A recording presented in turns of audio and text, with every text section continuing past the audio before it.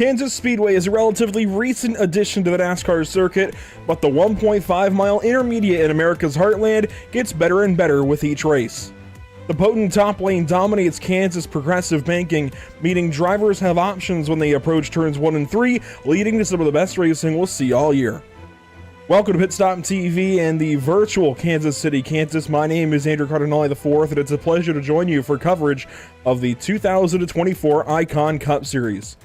Tonight's coverage is brought to you by Whiplash SimCams, ATVO, and CC's Business. It is, as always, a pleasure. Race 11 this evening, it's going to be a spectacular one, and I know we say that just about every single broadcast, but this really is, I think, going to be one of the better races we see all season long, and the great thing about that is we look forward to coming back here again in the fall in the Icon Cup Series playoffs for a second race here at Kansas Speedway. We'll first take a look at the Kansas Speedway track map. Pretty well cookie cutter. I mean, it's just about what you would expect from a D-shaped oval in the NASCAR circuit.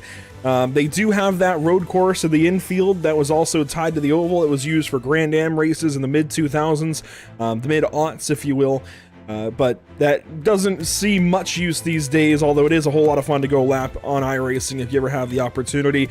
Otherwise, that's Kansas Speedway for you. It's not the most exciting layout from above, but boy does it provide good racing with that progressive banking across the racetrack, lower at the bottom, higher at the top. It really does give us some really, really good racing, and I'm very much looking forward to this race. We do have to talk about point standings, and this is kind of an interesting situation coming into this race because we have a few drivers who are no longer with us. Now, Charles Widener, he'll stay in the series, but I think to state the obvious and get the elephant in the room out of the room, if you will, many of the Backroad Bandits have opted not to return this week after the events at Dover Motor Speedway a week ago. And there's a lot that you could talk about and say regarding last week, but we'll kind of leave it there. But there has definitely been, I guess, a couple of repercussions, a couple of ripples in the waves. But point being, Charles Widener is still with us as he's up in the top 3 in the standings. But we will not see, from what we can tell, Michael Milfelt or Justin Michael back on track anytime soon. So they will likely sink down through the order and no longer be an element of these Icon Cup Series playoffs, which means Brock Hersey would likely be in right now. If you remove car 155 from the equation, that would bring Kevin Gunther to just 5 points out of the playoffs. Michael Jennings, of course, bumps up by 7. Everybody else kind of bumps up just a little bit. Anthony Teseo, Brad Delph, Luke Krakowski, Cameron Thompson, they all get that little bit closer, which means all the guys that are on the in right now, of course, have a bit more cushion. Some notables otherwise in this graphic have to be Cody Neal dropping down from the top 5 to 7th position, now only 77 above the cut line. I say only 77, that's still plenty of gap back to the cut line behind 16th, and of course that would extend, I guess, to really 84, but it is definitely not where he wants to be given the speed he's had. He's down behind a couple of cars that he's been faster than, I think, in every single race, aside from 1 or 2. Granted, he's now working with Joshua Clemens over at KU Motorsports, and Jacob Gladulich has had his own speed throughout the season. Other notables have to be Ryan Patty dropping down to 12th, missing a couple of races, along with Timothy Harper now being on our cut line in 16th position. Car 12 not here again this evening. Kevin Gunther is back in the field, though. Michael Jennings is scrambling for points. Pretty interesting notes really across the entire field as we come into race number 11 this evening. For 160 laps, I might add. We can take a look at the Icon Cup Series schedule for 2024, and I will mention Charles Widener going to lead practice at a, let's see, best lap of a 31.298. So look here at the schedule. As mentioned, we're in race number 11, Kansas Speedway. Next up, these guys head out to Darlington next week on Mother's Day. Unfortunately, we won't be able to make the trek with them, being Mother's Day, and my fiance being a new mother still. Granted, second year being a mother. I would be in a whole lot of trouble if I was here and not spending Mother's Day with her. But yes, happy early Mother's Day to all the mothers out there. Very much looking forward to that day in general, but that does mean we can come back at Charlotte and then kind of get into our summer stretch with St. Louis, otherwise Gateway, Sonoma. I think we'll be missing Iowa since that falls on Father's Day, but then back on for New Hampshire, Nashville, Chicago, and most of our summer races as we get closer and closer to the very, very important Icon Cup Series playoffs.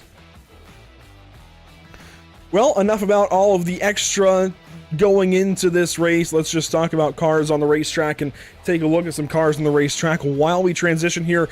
Look at weather conditions. We are sitting at a beautiful 82.4 degrees in the sim, 119 degrees on track, though it is a warm one at the virtual Kansas Speedway. Cars are on track, though, which means we can turn the music down, turn the engines up, and go qualifying.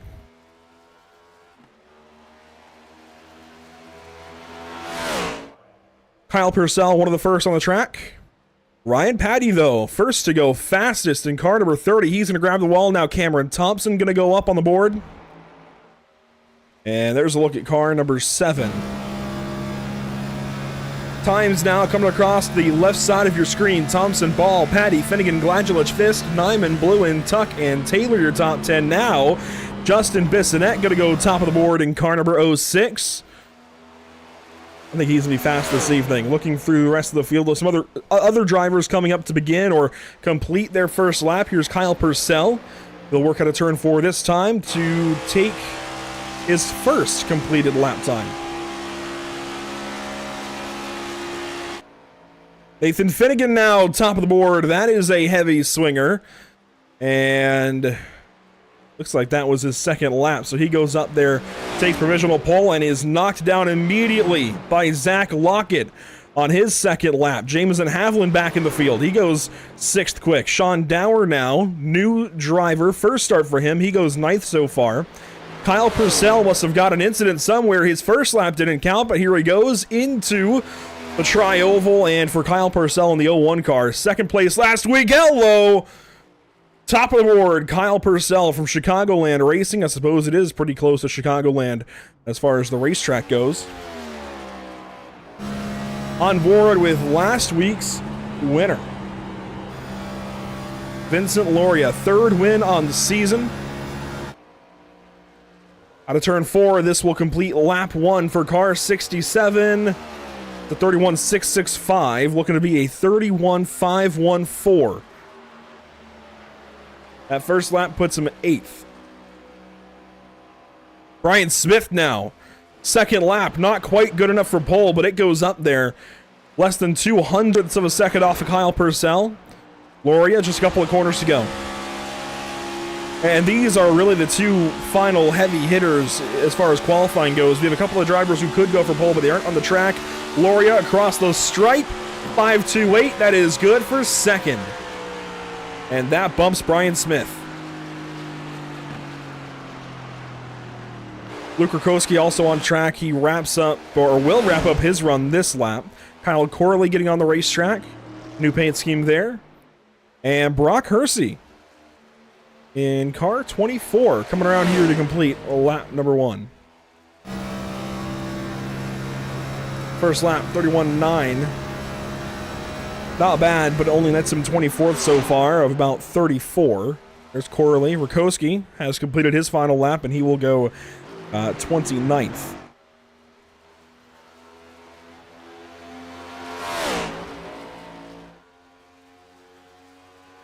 Corley across the line will begin his qualifying run. He should have just enough time to get back around and wrap up his run if he gets to it. Hersey, by the way, goes 19th quick now. He wraps up his qualifying effort. And Kyle Corley might be just a little off pace. I don't think he's going to get this full run in. No. So Kyle Corley not able to get a qualifying lap in. He'll start somewhere in the bottom 5. But we have got 34 cars ready to go racing from Kansas Speedway. That is one of the better car counts we've seen in this portion of the season, and is going to give us, again, a really, really good race here this evening. Whiplash SimCam's race details, let's take a look. 160 laps of racing this evening. Stage 1, 48 laps. Stage 2, 51. Stage 3, 61 laps. So this fits right into the same category as all of our other 1.5 mile racetrack races. Intermediate races. Just like Texas, just like Las Vegas. 160 laps. The fuel window, just a little over half of these stages. Stage 1, it nearly completes the stage, actually. You can go quite a ways. You can actually stretch, if we get a caution, you can stretch that fuel out to last the full distance of stage number 1. So at first stage, and all caution is going to be very, very important that these drivers are very, very disciplined. If there's a caution, save all the fuel you can. It might not always be most beneficial to save that fuel and try to stretch those tires, but it usually will be, because those sets of tires will come into effect, will come in handy later on in the day. You see some cloud cover encroaching upon the racetrack across the front stretch. While these drivers get their warm-up laps in, we'll go pit stop TV side by side and be right back when we are ready to go racing.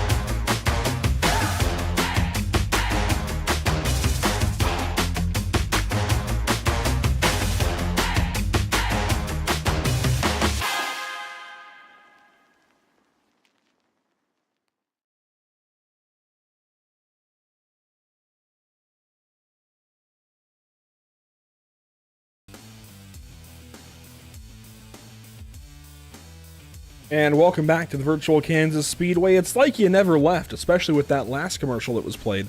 Of course, make sure to check out Whiplash SimCams and all of our partners, ATVO, CC's Business, so on and so forth. As we get ready to go racing for 160 laps here this evening, let's revisit those Icon Cup Series point standings. Drivers to watch this evening, if you go down through this list, there's a lot of them. We're going to start off, though, with Brian Smith, Nathan Finnegan, Charlie Widener, Vincent Loria. I'm gonna skip a few, and I'm sorry, Jacob and Joshua, but I'm gonna skip down to Cody Neal. He's been one to watch all season. You have to highlight this Kyle Purcell guy. Very quick in qualifying. I think you'll have to highlight Ryan Patty. Other side of the screen here, we're going to highlight, let's see, Justin Bissonnette. We're going to highlight, I think, Kevin Gunther might be fun to watch. Michael Jennings was great at Texas. Let's also watch out for Brad Delph in that 72 car. A lot of drivers on this screen that you've got to watch for this evening throughout the course of this race that I think are going to threaten for a win, or at least threaten for a top 5 and get in the mix this evening, if not for stage points again, for that very, very important race win. And Kyle Purcell, by the way, going to start from pole this evening. Let's go ahead and take a look at our CC's Business starting grid. On pole, car number 01, Kyle Purcell. I don't know where this qualifying lap came from, but boy, is it appreciated. That 01 car on rails through qualifying. Gonna be, again, a lot of fun to watch throughout the course of this race. Vincent Loria gonna roll off from that second spot in car 67. There they go, off the pit lane. Let's go through the rest of the field. Third place, second row, Brian Smith, Zach Lockett. Third row, you'll find car 6 and car 19. Nathan Finnegan, Adam Ball towards the front of the field. Fourth row, Sean Purcell, Justin Bissonnette, and to wrap up the top 10, 9th and 10th, Joshua Clemens and Nathan Brzezowski. Starting 11th and 12th, Cameron Thompson, Brad Delph, as I mentioned. He'll be a lot of fun to watch this evening. 13th and 14th, Jameson Havland and Hanover Fist. 15th, 16th, Sean Dower, brand new driver in this series, a sponsor actually of one of the drivers in this series. He rolls off 15th. Jacob Gladgelich from the 16th spot. Charles Widener, third place in the point standings. He rolls off 17th. Stephen Tuck from 18th. To round out your top 20, though, it's Brock Hersey and Robert Bluen. The rest of the field will go by on the bottom of the screen. You see Patty, Patinko, and some others back here. We are ready to go racing. If you missed it, this is a 160-lap race. Stage 1 will run the course of 48 laps. As we work into the Geico restart zone, Kyle Purcell on pole, Vincent Loria second spot. Green flag from Kansas Speedway.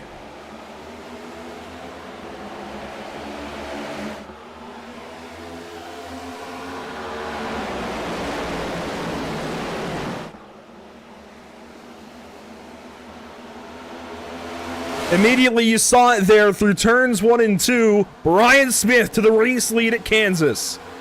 Here comes Kyle Purcell, gonna fight back and try to take that lead back away. It's not gonna stick down there. Car 78 gonna walk away with a stolen race lead from our pole sitter. Started on pole, did not lead the first lap. That is always so painful. Nathan Finnegan now working on third. That's the 67 sliding back. These two had a run in last week at Dover. Sean Purcell into the top 5. Joshua Clemens right there. Adam Ball, Justin Bissonnette. They're going to fight for 9th and 10th.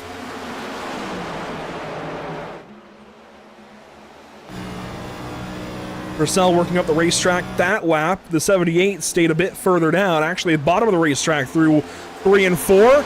Slow car, Thomas Taylor in the back, but look at this pass for second now. Loria going to go on by the 01, and that time, Loria was fastest on the racetrack. Another slow car, Cody Eldred. Oh no, and that that front end, completely destroyed. There goes his bumper. We won't get a debris caution. But car 32 might be out of the running already this evening. He's been a lot of fun to watch lately as well. As here we go, Finnegan and Purcell. The 01 losing another spot. Finnegan jumps up to that third position.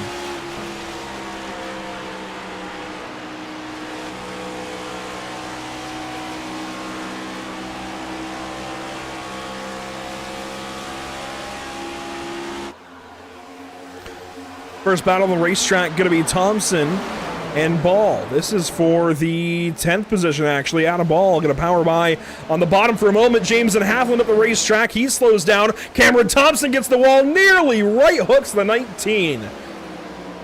And that is all only on lap 4, ladies and gentlemen. Oh my gosh. Bissonnette and Lockett fighting right up the road. Bissonnette going to take that spot away. Havland and Ball still fighting as they work down the backstretch now. Joshua Clemens. Sean Purcell. Clemens had gotten by, gets the wall. Here comes Bissonette. He's going to go by that 44 car.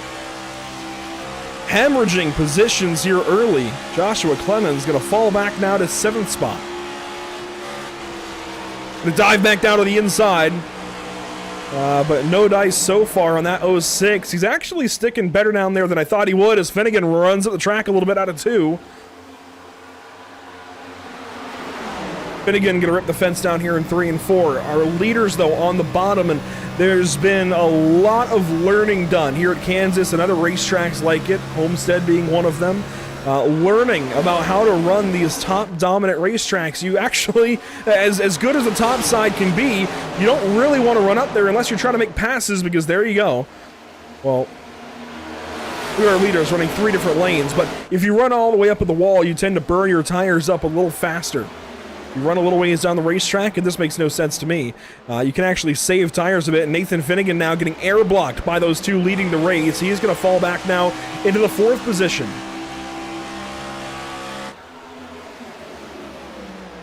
Brian Smith, Vincent Loria controlling this race, and it's only lap 8. The rest of the competition on notice.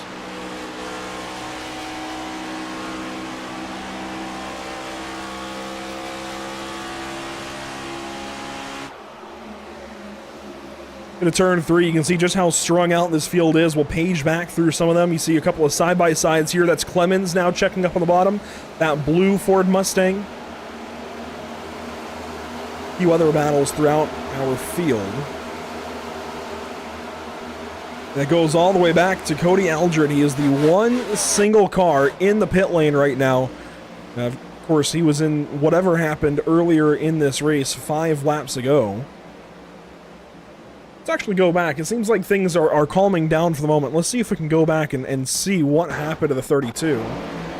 This is just after it happened. They're right on board of him. And it might take a lap or 2 for this to come up on the replay, but we will see whatever happened here to the 32 car of Eldred out of New York. Old School's coins on the hood of this machine. Oh, he got tipped by a car behind him. That's Thomas Taylor, which explains why Taylor was dropping through the order. Remember, I had highlighted one driver being slow, and then Eldred just turned down into Rakowski. That gets Mike Jennings. Oh, my goodness.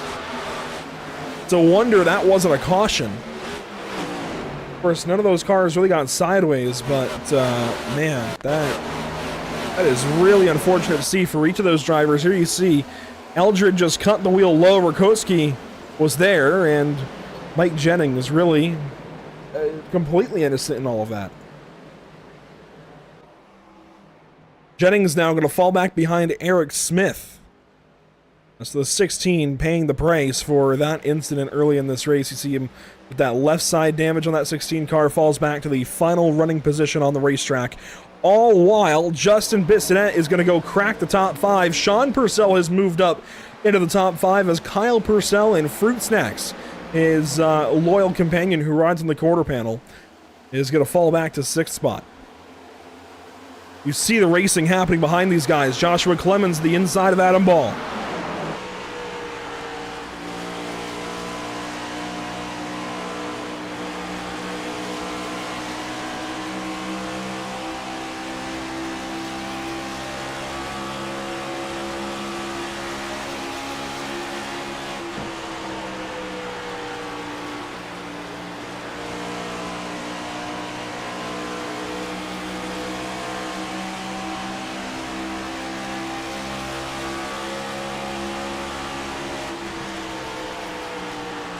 Riding on board with Clemens as he works to the inside of the 19, and right behind him, Brzezowski up the racetrack nearly into the 7 of Thompson. Ball goes up the track. Here comes Brad Delph. Here comes Jameson Haviland. And Delph going to kind of figure out how to get back on the racetrack and to make his own room. Brzezowski real tight there in the center, and you can see these guys have options, as I talked about in the pre-race. Oh, contact here between the 72 and 77. I don't think Delph is taking liking to the way Brzezowski is running right there. And Delph going to come back up on this 77 car. This is for 13th now. Delph gonna drop down. Oh, Haviland gonna smack the wall into turn 1. Delph went all the way to the white line. Can't find anything there on car 77 just yet. Sean Dower right behind this bunch. And that number 90 actually going to pull right up, get tight, go back up the racetrack in front of Charlie Widener in the 95.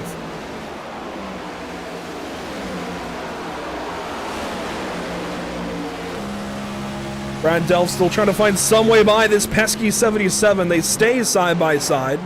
One car ahead of them actually is putting out some smoke. I don't know if somebody was in the wall, maybe Cameron Thompson. And the Purcell twins going to fight a little bit here. Now for 5th and 6th. Kyle at the racetrack. He's going to grab the fence. And I think he is going to lose. Oh, he'll actually hang on to 5th. Sean Purcell falls back.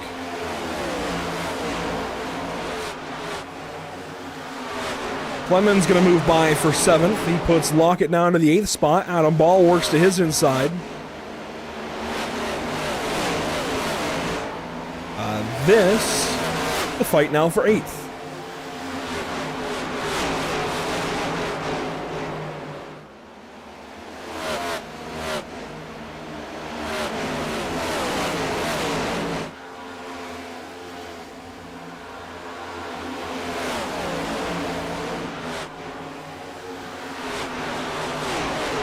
Other battles in the racetrack. Jacob Gladulett, Sean Dower. This is for now the 16th spot. Dower falling back.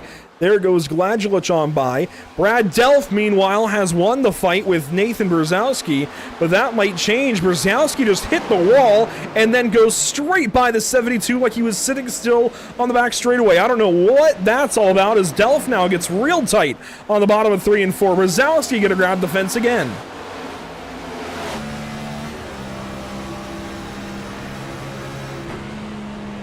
Brzezowski up the racetrack in front of the 95, and Widener has to check up. They nearly go 3.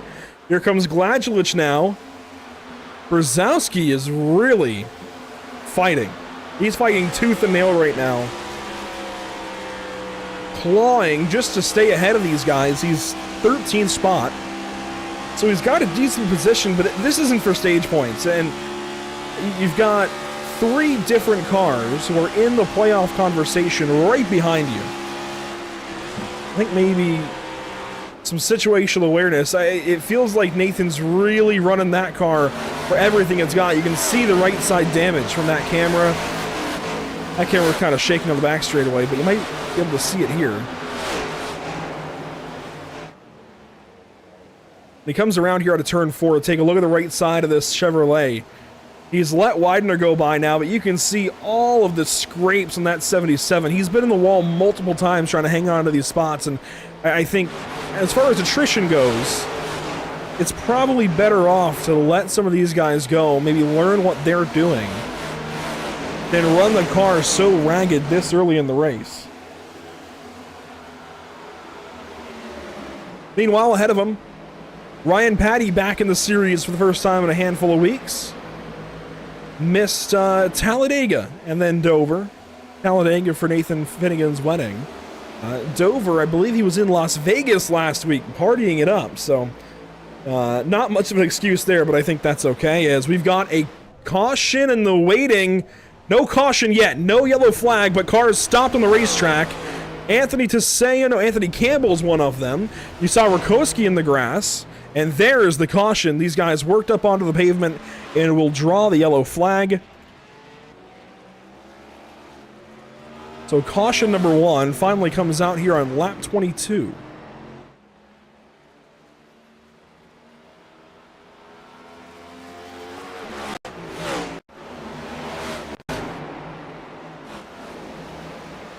Racing back here with the 45 of Jason Burdick. Also a new driver to the field.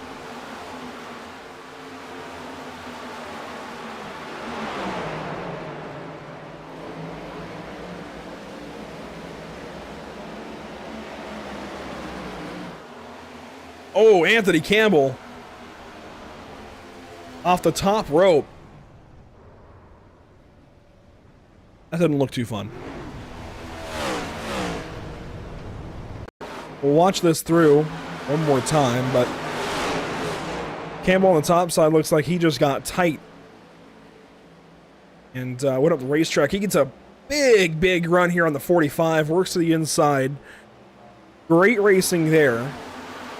Great heads-up move to go by the 45 car. But then, here out of turn 4, he's just going to get tight up the racetrack right there, smacks the safer barrier, and going to come down and collect Rakowski, go for a spin.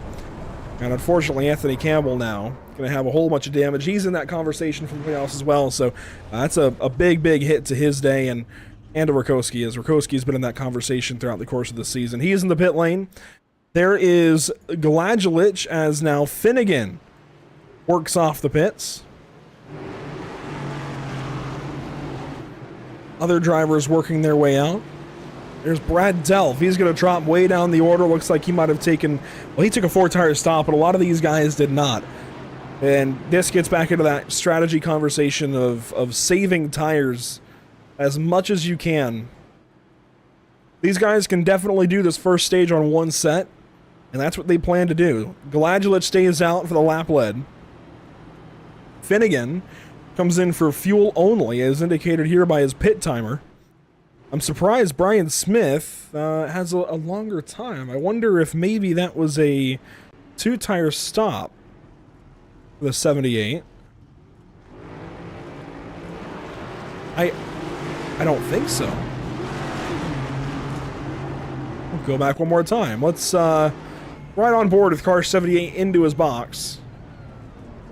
We'll see pretty quickly if he goes up on the right jacks. No tires. I'm surprised Finnegan was down and away so quickly. He must have taken less fuel. Anticipating that everybody else will be doing the exact same thing. Takes less fuel, I guess. And gets back onto the racetrack sooner. I didn't think we'd be taking a replay, instant replay of a pit stop on lap 25, but there you have it. And so the first car on tires, oddly enough, will be Vincent Loria.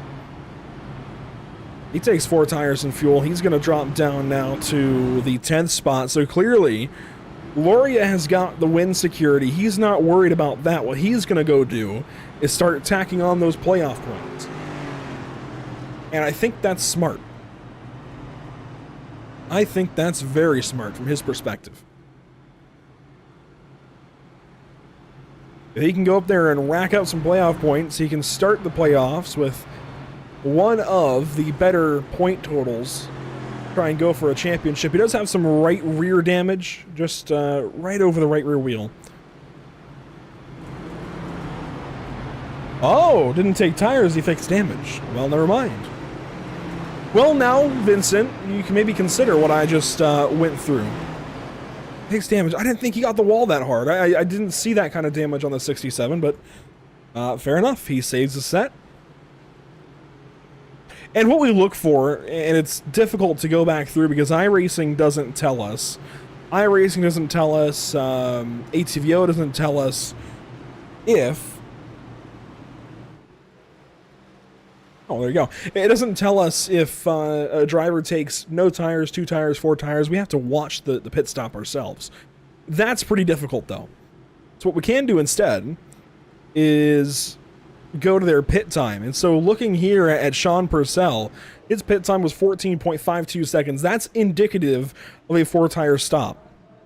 When you look at Brian Smith taking fuel only, that happens, especially with the 60% fuel limit, in about the same time it takes to take 2 tires. 2 tires, though, probably going to be about 9 seconds, truthfully. 8 or 9. But 4 tires ends up being about that, what was it, 14-second total. But regardless, Jacob Gladulich going to lead us into the Geico restart zone, and we are back green at Kansas.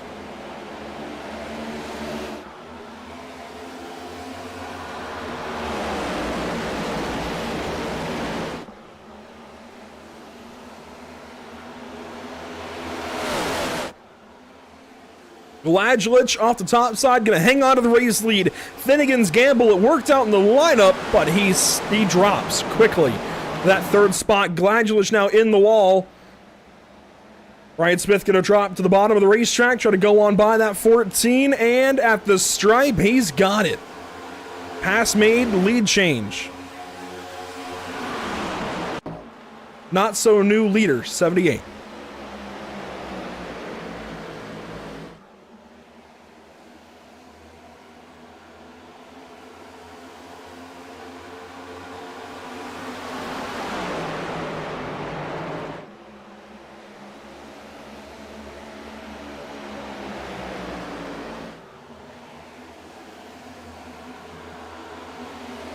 Brian Smith going to pull away. Nathan Finnegan here trying to hang on to that second spot. I think he certainly will.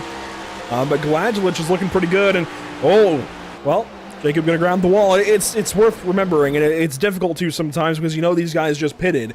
But you have to remember these guys are not on new tires. All they did was go into the pit lane and come back out for the most part. The first car on tires, it looks like, will be Sean Purcell, though. He's rolling through these guys up front. And he drops down to the inside. That's good for third, and if he's able to go up here and get a stage win, that would be a huge help to his season. He's going to pull Cameron Thompson along with him, though. That 7 car could use the points. Playing a little bit of left-right zigzag down into turn 3. Sean Purcell outside, Cameron Thompson coming up on the inside. Real close as they work through 3 and 4. They're going to pass Nathan Finnegan. Gladgelich now dropping down to 7th spot.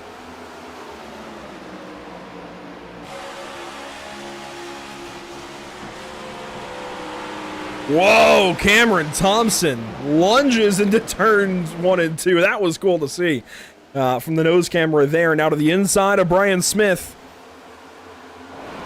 And Sean Purcell going to nose ahead for the race lead on those new tires. Thompson going to follow. Other cars on new tires, James and Haviland, or rather Joshua Clemens, as they run side by side here for 5th and 6th. Thompson sticking right to the back end of that Purcell machine, as if they are glued together, linked together like a train. Caution. Anthony Teseo in the outside wall. He's not alone. Luke Rukowski is slow. I saw the 10 off pace. That is Stephen Tuck.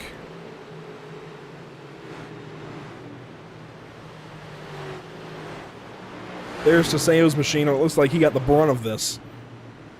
He's got a new paint scheme on that car this week, supporting, well, Vans used cars on the hood and the sides of that car, but also supporting breast cancer with those pink ribbons. Turns 1 and 2, though, for Teseo. That white and pink machine just going to get closed up on by Corley, and that's going to be a pretty big hit to the outside wall.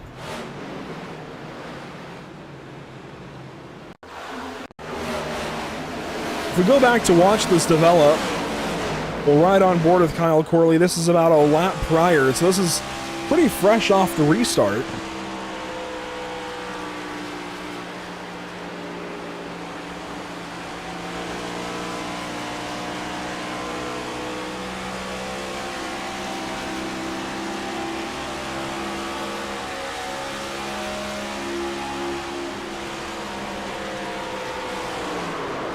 I mean, he just drove through him. I'm sorry, Kyle, but that was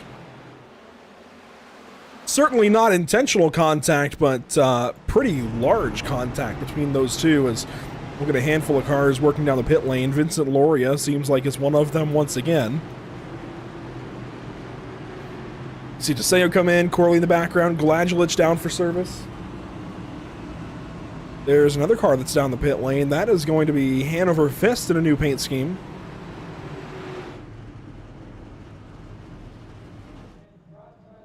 A Reese's Elvis combo there for Hanover, but down and out of the pit lane quickly, Vincent Loria out of Michigan. Looks like that might have been for fuel and or damage, and that's about it. Kyle Purcell, though, grabs tires. I'm surprised, actually.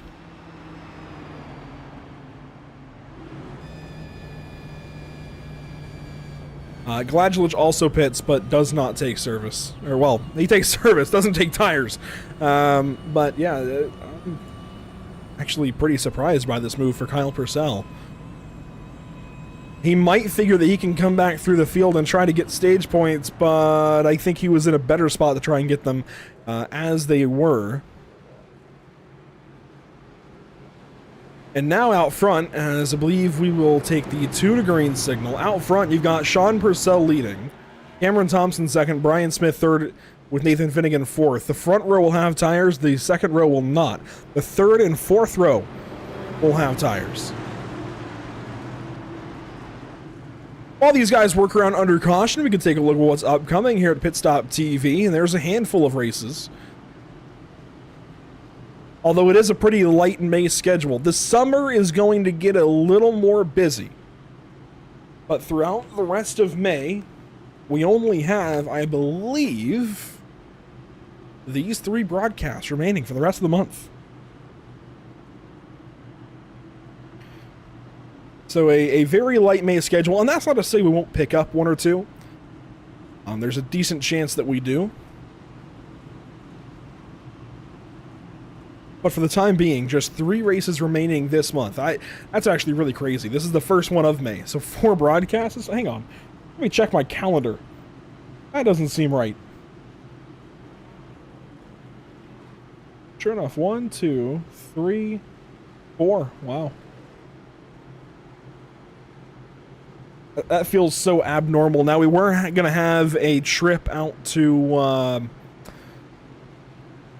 well, it was looking like it was going to be Kingsport Speedway in Tennessee. That has been canceled for the Southeast Super Trucks and PitRow.tv.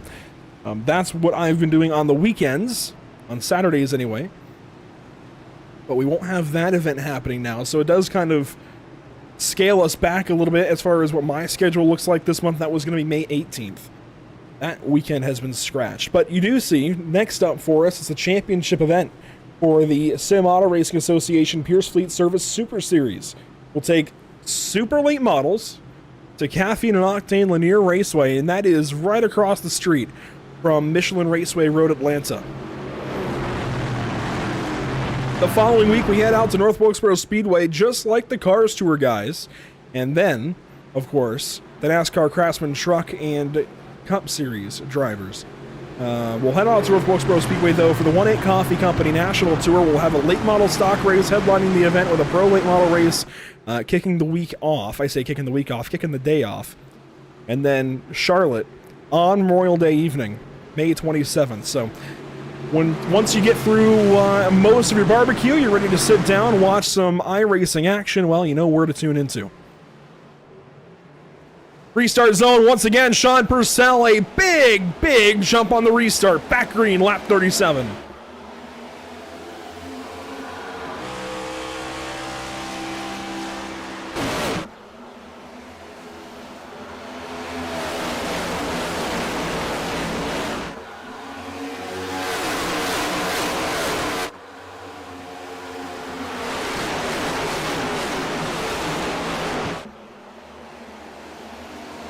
Sean Purcell, Cameron Thompson out front. That is the conversation as you see some other moving around in the top 10. But to the stripe that lap, Thompson now on the inside of the 04 car.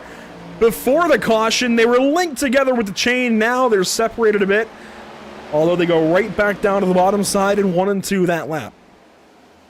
Newcomer to the top 10 conversation. How about car? Ooh, whoa, that was the 45 of Burdick down to the inside. But car 50, Devin Schwartz. And he will move into the top 10. He goes right by the 30 of Ryan Patty because he's got some new, fresh tires, and he's following the 51 of Nyman. You see Devin Schwartz, brand new to the series in car 50. Have not seen him before, don't know what to expect, but he takes tires some 15 laps ago under the same caution as our couple of race leaders, and he's working through the field as now Jameson Haviland. Haven't seen him in a while. He's looking for some stage points. He's already in the stage points, actually. Going to take 4th spot. And here comes Brad Delph. Here comes Evan Patinko. I told you to watch for the 72 as Thompson's going to take the race lead. Here we go. Lap 40 now, and look at 3rd place. Joshua Clemens now in that conversation. The speed pickup for the 44 has been so clear these last 2 weeks. He's going to join this fight for the top 3 and pull right up to Sean Purcell. Thompson has pulled away big time in just a half lap of having the race lead. That happened quick. Thompson was just following the 04 right in his wake, lap after lap after lap, but he finally decided to pull out and take that position away. Now Sean Purcell drafts right up to the 7 car, and then has to duck out of line, get that fresh air on the inside of the corner. Haviland now pulling up. And it's like the lead just becomes a roadblock. You can't go any further.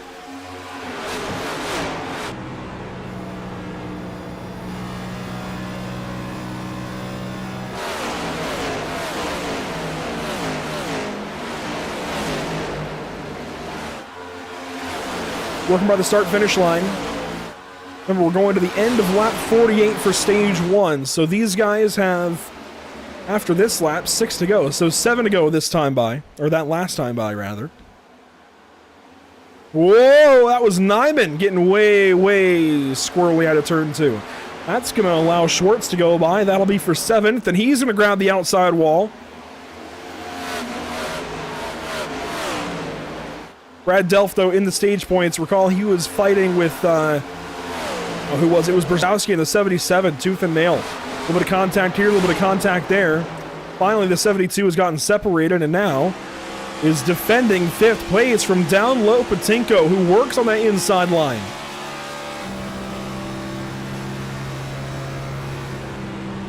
Patinko trying to get this 5th position away and grab a stage point or 2. Man, that would be huge for his season. We talk about Brad Delft being in the conversation to get into the playoffs. Patinko has been there a couple of times throughout the year, but has since fallen out a little bit. He's missed a couple of races. I think, oh, where did he miss? Caution. Anthony Campbell, 73. He's going to pull up. No. Oh, what a crash. A crash trying to miss it. That's why you don't roll.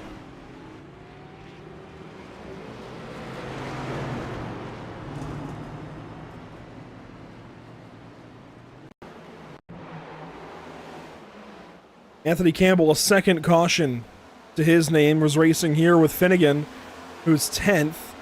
And Campbell comes down the racetrack and just cleared himself off the 45 of Burdick. Hard in the outside wall.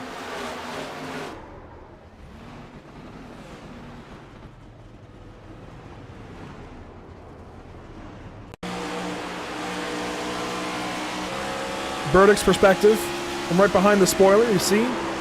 73 just comes straight down the racetrack. Boom, outside wall. And now the problem here is Campbell starts to go up the racetrack here. No, leave the car parked. Don't go up. Oh, man. And Jennings, yeah, you know, Jennings sees that he's starting to go up the racetrack, so he cuts the wheel left. Go where the car was, not where it's going.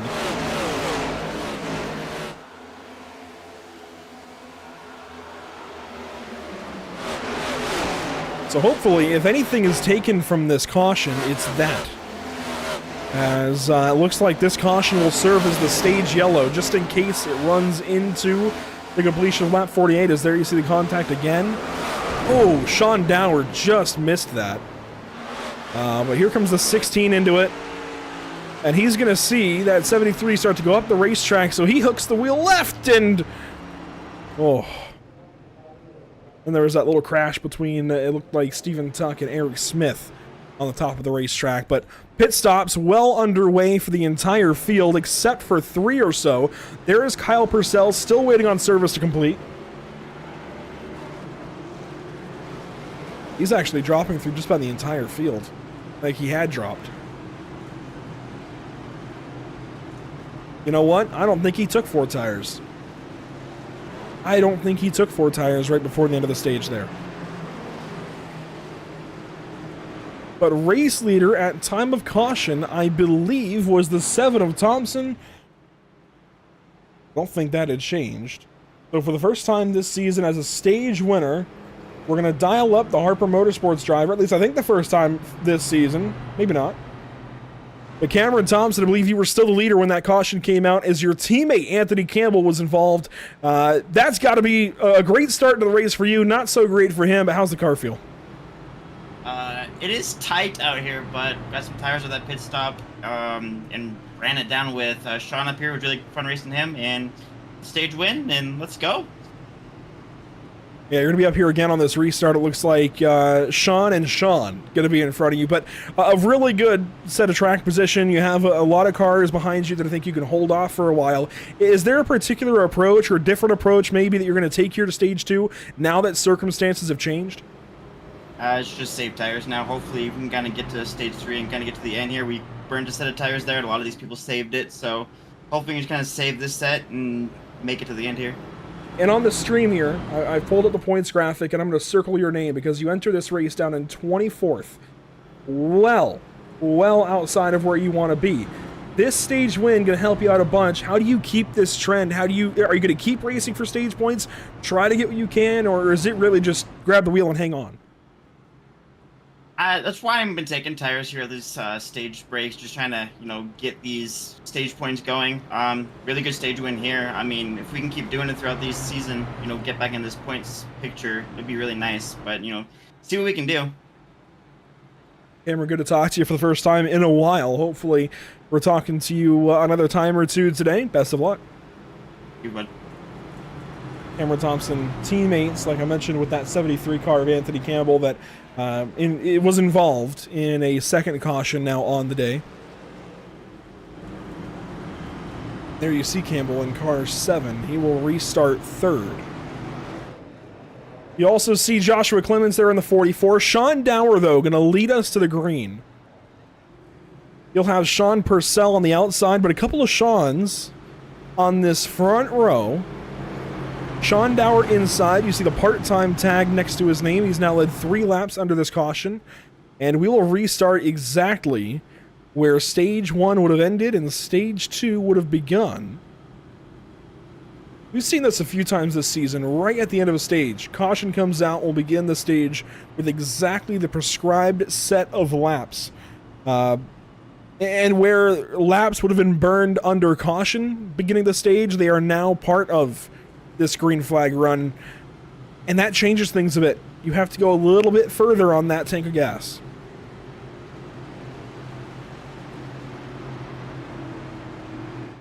Sean Dower, the race. Oh, there we go. We're actually going one more. I think that's to make sure we actually complete lap 48 within stage 1. But Sean Dower in that 90 car, you see Old School's on the back of that machine. I believe that's Old School's paints. Might not have the exact name, but Old School's graphics maybe. And he also is, Old School's Motorsports, my bad. Old School's coins on the hood of the 32 car of Cody Eldred, who is back on the racetrack, by the way. But on the hood of this number 32, Old School's coins. He's been very active out in the YouTube chat. I don't know if he's watching while racing, but I'm sure when he goes back and watches this race, he'll just be happy to have a conversation about Old Schools. And what I love about sim racing, and especially at this level, is you have these kind of hometown, grassroots, small businesses that get involved in sim racing, get involved with whatever driver they might like or might know personally, and we get to talk about them because you see, for example, this is not at all to call Sean out, but you see the Exalta logo on his car, and that's a corporate sponsor that isn't actually backing Sean Dower. But some of these other partners, they are actually backing their drivers, such as Old School Coins there on the 32 car. But into the Geico restart zone, we're going to turn things back over to the field. Sean Dower going to bring us to the green flag.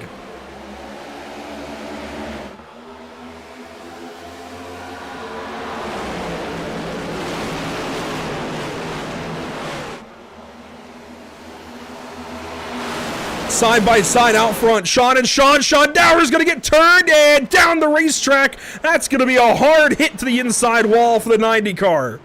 Caution is out.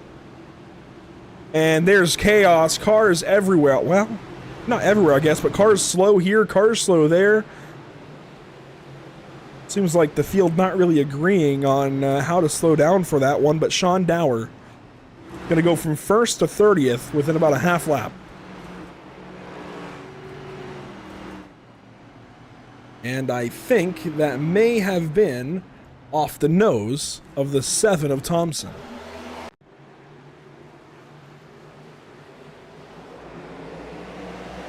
He was a bit slow into the restart. Slow through the gears. And that actually allowed 3 wide right behind. Row 3. Brian Smith coming up. Oh, contact there. Thompson got into the 90. Then looks low. Contact. And that gets a bit of Haviland involved as well. Big hit to the inside wall.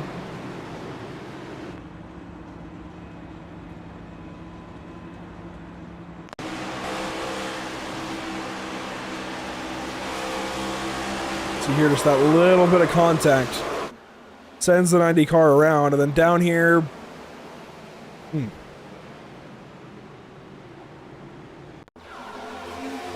Meanwhile, how about the 25, Haviland? He's just innocent bystander to all of this. He sees it all kind of happening right off his nose. He watches the 78 of Smith go by, and then this happens. Tries to get down and miss it. Oh, and if Sean had held the brakes, I think he might have saved that car from, well, saved everybody else from a little bit more contact, a little bit more damage, but here comes Steven Tuck to go by and get himself a lap back. Teseo is in the pit lane in car 15, right in front of our camera.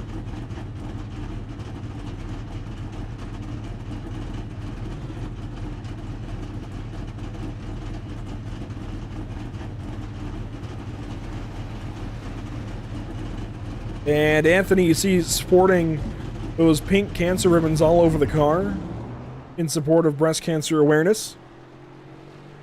Sean Dower also in the pits. As mentioned, there's Eric Smith. He's now 7 laps down. And Cody Eldred is back on the racetrack, thankfully, but 34th spot.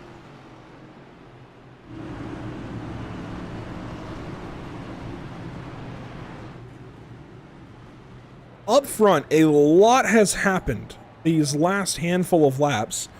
Sean Purcell, though, is now on even footing with everybody and going to restart the race leader. We've talked a lot to his brother Kyle recently, but let's dial up driver 04 as Sean, you're going to lead us to the green. You've done that a couple of times already this evening. A healthy amount of laps led.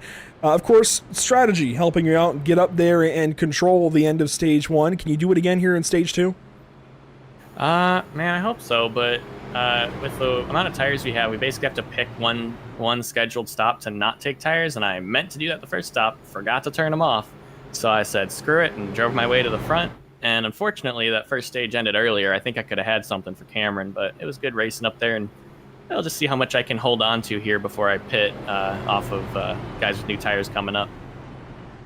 Well, that might have been the way to do it now, because you get those stage points. Those other guys will probably do the extra pit stop here in stage 2. So is there anything maybe that you can learn from that? You already have that short run pace down, right? You already ran that run on new tires. Can you apply that later in this race? Yeah, I hope so. I mean, I've gotten to run some bottom and some top and some middle, trying to cut through the older tires. So I was able to figure out how to make each one work. And, you know, I know if I want to save some tires, I can get to the bottom and still hang on. If I want to be fast, I can just rip up top and pass people. So it should be a lot of fun. I do love this track. I was going to say, your brother Kyle, top of the speed charts in qualifying, and when that happened, I immediately made the connection of, you know, it is kind of like Chicagoland. Is that maybe why you guys are so quick here? Maybe. I don't know. We just both really enjoy this track, especially in the Xfinity cars, actually. But I don't know. Neither of us felt great about our qualifying laps, but we must have done something right, because we got 1st and 7th to start. It's not bad. Well, Sean, good to talk to you. Hopefully we're talking to you later on. Yeah, I hope so. Thanks. And these two have been on fire these last couple of weeks. Sean and Kyle both. I'm going to try to find his team channel. Wait one moment, Sean. I promise I'll get you back down there. You know, Discord is kind of not the most intuitive with dragging drivers. Here we go. We'll get it back in there. Anyways, what a race so far. It seems like there might be a problem happening for the 67.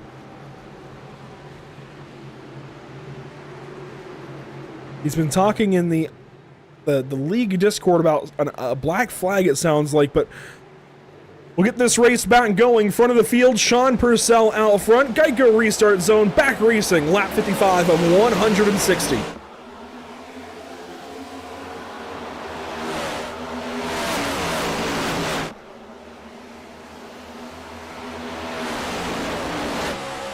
Three wide further back, but up front, Sean Purcell, Brian Smith, the top two. They're going to race down here to turn 3. Purcell going to go low. Smith right on the outside of that quarter panel is going to drive up the racetrack. Clemens try to do something there as well. And lap 1 off the restart belongs to Purcell, but maybe not for long. And sure enough, there goes Brian Smith, nosing ahead of Purcell down in 1 and 2. Further back, Patty, Finnegan, they're all racing. Here comes Patinko in the 96 car. And Sean Purcell has to watch the 44 from KU Motorsports go on by. And this guy has been really, really fun to watch lately since pairing up with KU Motorsports and everybody over at, at that team. Talking about Anthony DeSeo, Cody Neal, and Vincent Loria especially. He has really turned up the wick and become a driver that is a lot of fun to watch. And it was already fun watching the 44, but he has just gotten so much better.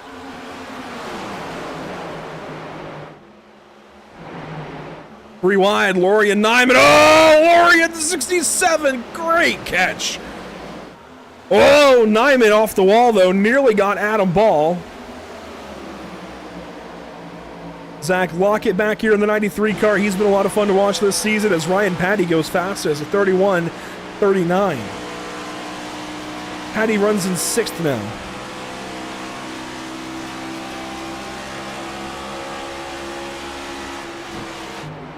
And these guys are really, for the most part, all on the same tires. There might be some differing strategies of who took tires when. It looks like Sean Purcell might have... Oh, Brad Delph into the grass. Just hangs on to that car. He'll get split 3 wide now, trying to find a lane in front of Kyle Purcell. A tap there. Wow. That'll wake you up. Delph hangs on. There's Brock Hersey in the 24. There's more racing like this happening further back. Charlie Widener, a little off pace this evening. He's back here in 18th spot. Evan Schwartz, Kevin Gunther. How about Jacob Burdick, or Jason Burdick rather.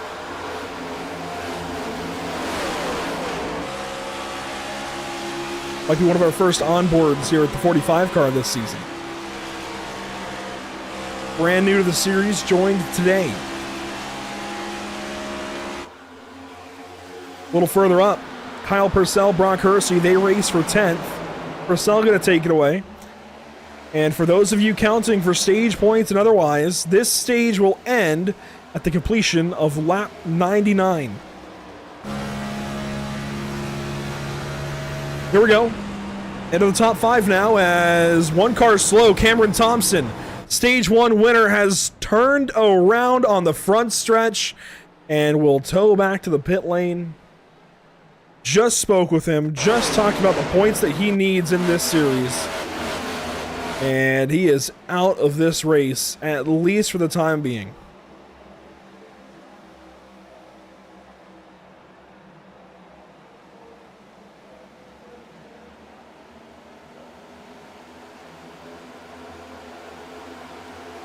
A little bit of net code there with Hanover Fist. And I think that driver 7 is likely on the upset side after that.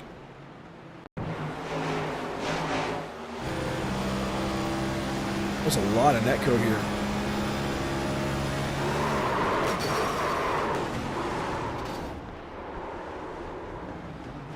This camera actually, I think, will show it. So we'll go back and catch this angle for the replay. I think this angle will show it really, really well.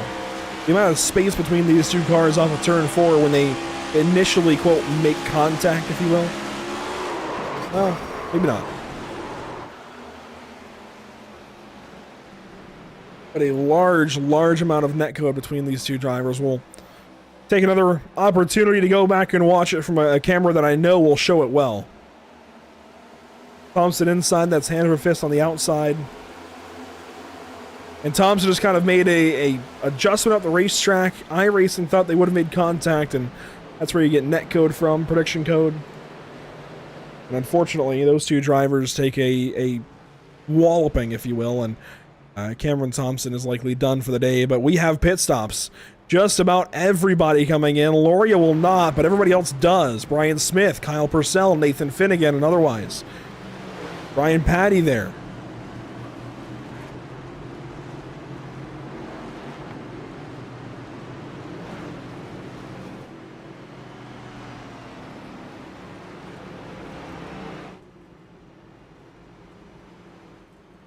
Eric Smith will go by the iRacing.com pace car. Cody Elgin will get held a lap down. Well, 17 laps down. He's now past Anthony Campbell. But as these guys pace under caution, we are going to go Pit Stop TV side by side and get right back to you in not so long.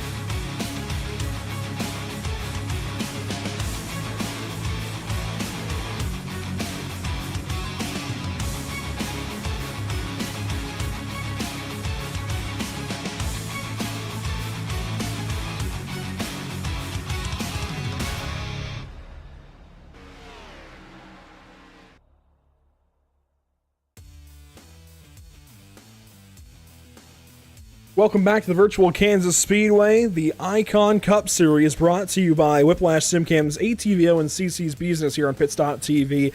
Race number 11. And we're about to go back green flag racing in just a couple of moments. We'll turn the music back down and get ready to go back green flag racing as the field works up out of turn number 4. Green flag back in the air.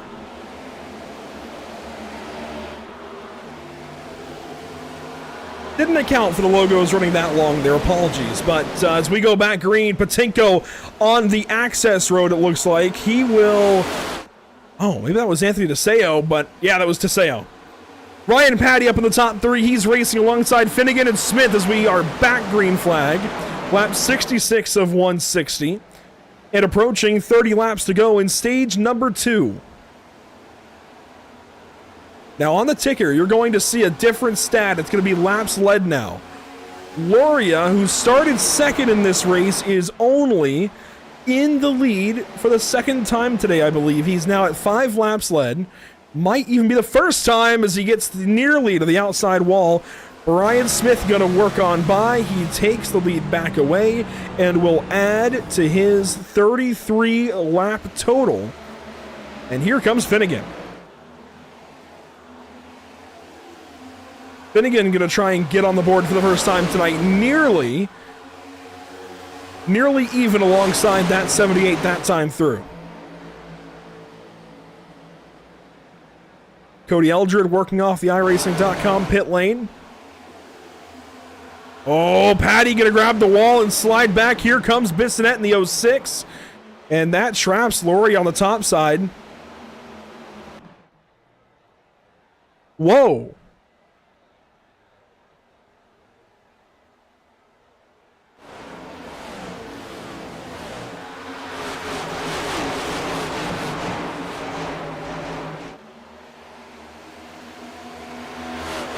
Gloria has disappeared.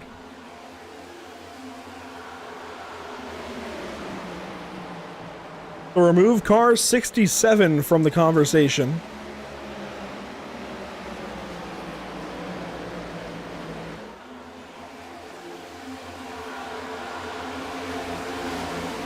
Meanwhile, Clemens breaks out of the top 10. Gunther and Hersey right behind. You can see Brzezowski and Lockett fighting. Brzezowski starting to come back through the field, which is a good sign.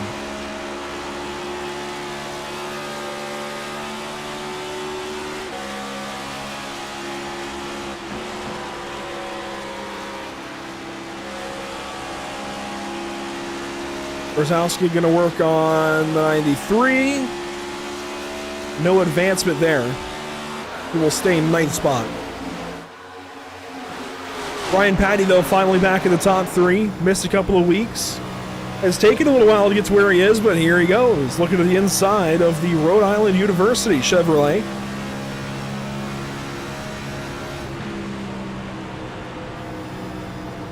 Oh, Finnegan real tight in the center of the corner. Patty going to work down low to the middle. Not able to go anywhere. It's so tough to pass. I mean, these guys have options. Talked about it earlier in the day. They have options when they get out of the corner, but it's still so difficult to pass.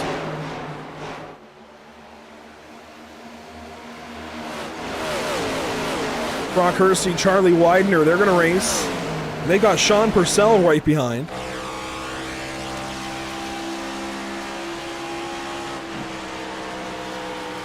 Purcell going to work to the outside now. He's going to go by Hersey. Meanwhile, Finnegan and Patty, they swapped spots for a moment. They swapped back, but Evan Patinko. Coming to the restart, I saw a light-colored 4 on the inside of the racetrack on the apron, and I thought it was him. Instead, he is up here into 5th position. He's ahead of Zach Lockett, Adam Ball, and so many others. And these guys all took fuel only at the last caution, trying to get to the end of the stage, and they should now. The only driver that I see in the top 10 that would have taken tires is going to be Joshua Clemens back here in 9th spot. His pit time is indicative of taking tires. 14.6 seconds. Of course, that might not be the case. It might have been damage only. I mean, he's not running any crazy amount faster. The last lap for the 77 and 44 were only 2 1,000ths of a second apart. And it was right on par with the leaders. And here goes Clemens, the inside, looking for something here on Brzezowski. Right behind him, Brad Delph, Kevin Gunther.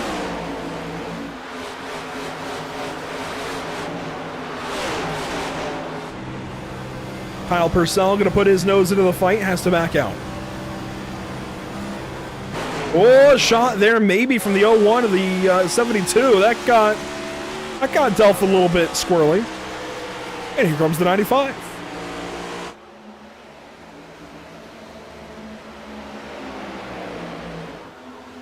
Rewind now, front stretch. Purcell way to the inside, Purcell to the outside. Brad Delph suddenly in a Purcell sandwich. I think Brad took a shot there at the back end of the 01 car.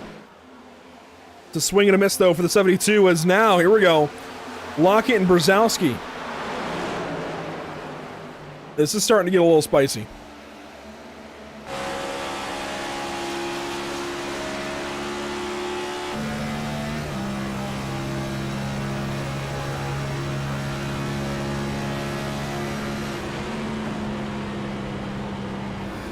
We are approaching halfway. About 3.5 laps. We'll be halfway through this race, halfway to go. And I think the strongest cars in this race are likely your top 3, plus the 44 and 04.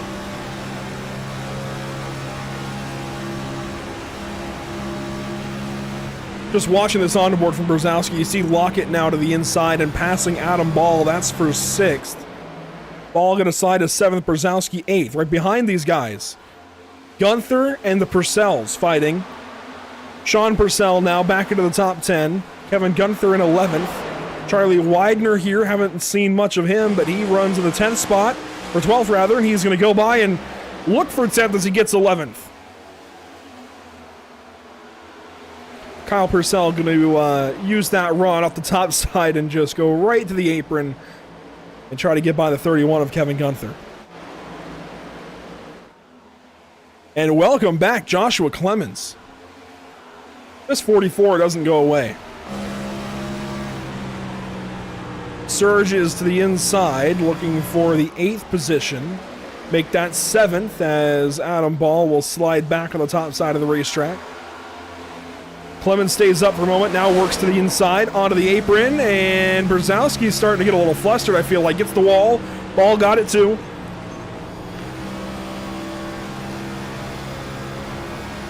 If you look across the entry list, the Icon Cup Series, driver 77, he is one of the youngest. In fact, he was born after the introduction of the car of tomorrow. And I know that's going to be a little bit staggering for a lot of us, myself included. But he is a hell of a driver. The only caveat with driver 77 is he's, of course, young. So I feel like he gets real into it and starts racing as if it's the end of the race almost. And maybe I'm wrong, as we have hit halfway and now break into the back half of this race. Maybe I'm wrong, but I feel like from my position and just kind of watching, observing, and talking about these races, he's very, very quick, very talented, but he can get a little flustered in some of these battles, and it shows a little bit.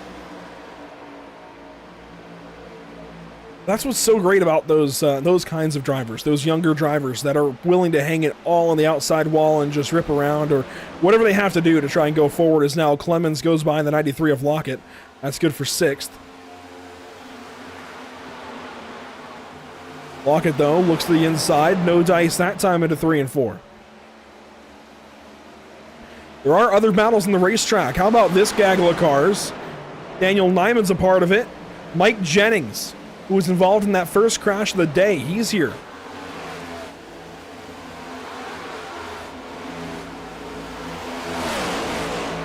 In fact, Rakowski was in that crash as well with Anthony Campbell. I believe it was Anthony Campbell anyway. Maybe I'm wrong, but I'd hate to be wrong for the second time in 5 minutes. Rakowski in that 33 car, though, is 20th. Jennings is racing for 21st with Burdick in his first start of the season. And Burdick will take it away. 23rd is Daniel Nyman in that 51 car, then Hanover Vist and Robert Bluen.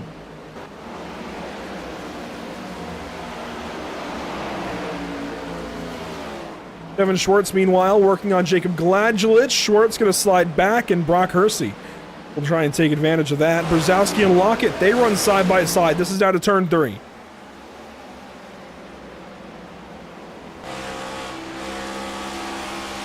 And Brzezowski will take 7th spot away. That's a big move as we work closer to the end of this stage. He is only 2 spots out of stage points. The driver in that final stage point position, Evan Patinko.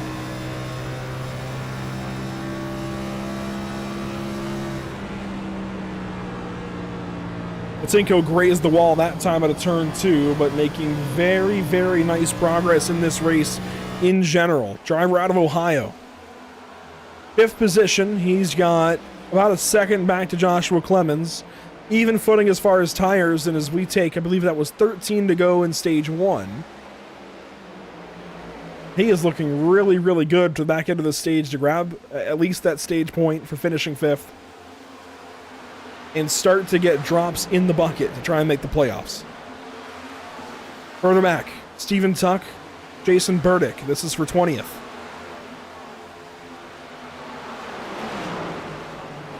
And currently the first and only car that's one lap down is Anthony Teseo. Here he is.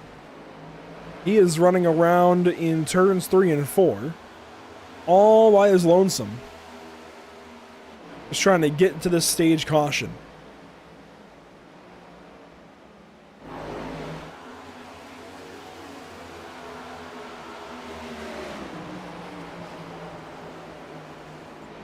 Sean Purcell, Kyle Purcell, they fight. Meanwhile, Clemens is starting to reel in that 96 car. We could have a little fight here, healthy little fight for 5th position on the final stage point on the racetrack.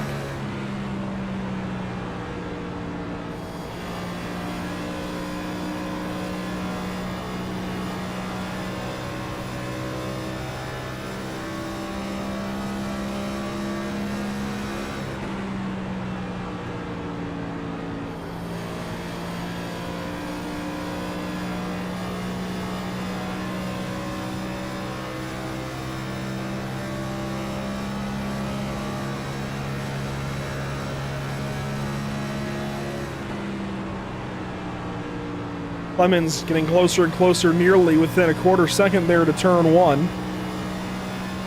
He's going to close back in as they get back to the power. And he is really closing in here, as you can see a little bit of side-by-side ahead for second spot, Finnegan and Patty.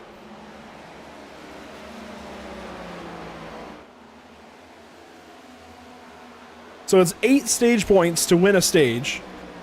It is 1 to go 5th, and here we go. We've got ourselves a fight. Patinko trying to defend over the 44. Hey, that worked. I'm not sure he tried to do anything there, but that worked. Holds him back for at least a moment, but Patinko grabs the fence that time out of 2. And Joshua Clemens going to go attic to basement down here in 3 and 4. There we go. There's the basement. And he's going to try and take that spot away. Not so fast, though, says down low Patinko. Just love that name. Made that up for him at, what was it? Texas? One of those racetracks. And unfortunately now, Patinko going to give up that 5th spot. Maybe not. Tries to get the crossover. He will. Great slide job out of the 44 of Clemens. One of the first we've seen tonight. And a slide job here from Patinko. He just gets the 44 clear. And with Clemens having to lift, that's going to bring 7th place into the conversation. Here comes that 77 of Brzezowski.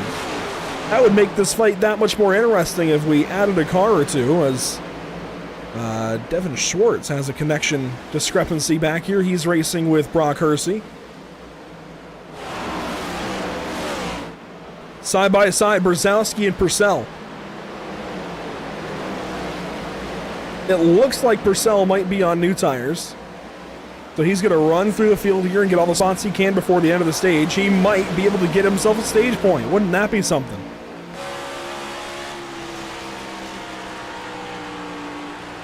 So it's 8 points for winning the stage, and then 4, 3, 2, 1. And you see that side-by-side for the 1 as Purcell grabs the wall. Slide job here from Clemens. Patinko going to try and paint the outside wall and get a crossover, this time out of 4. He's driving down the racetrack. It'd be a crossover here to the very inside, and there goes the 96. Going to cross up and stay down low. This will be a big slide job if he can do it. He's going to send it. Not clear. Oh, but Clemens got the wall. That's going to give the opportunity now to Patinko again. 3 wide down the back straightaway. And Kyle Purcell should, for all intents and purposes, win this fight, and he will. Patinko got real tight. Widener now coming up on it. Widener also with tires. So Purcell to 5th, Clemens to 6th, Widener 7th, Patinko drops from 5th to 8th within about a lap.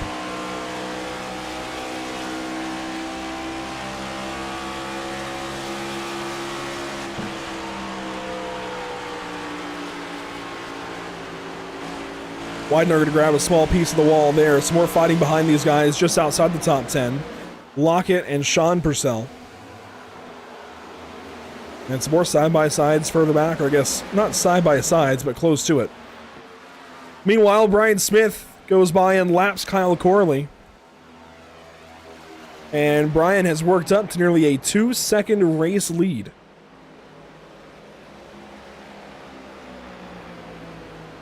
We have not seen much of this 78 car. In a good way. As long as this stage runs out to its completion, and even if it doesn't, there's no restart on the way now, so all he has to do is complete the next 3 laps. Brian Smith will have himself another stage win this season. We're going to have to get a total on that.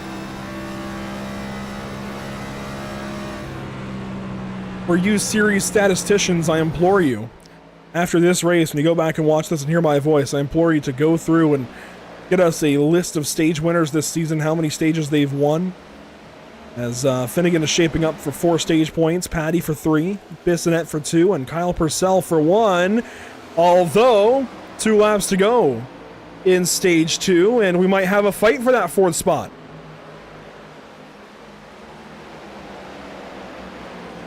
Bissonette on these old tires going to try and hold these guys off. He's got to do it for 2 more laps to hang on to that extra point.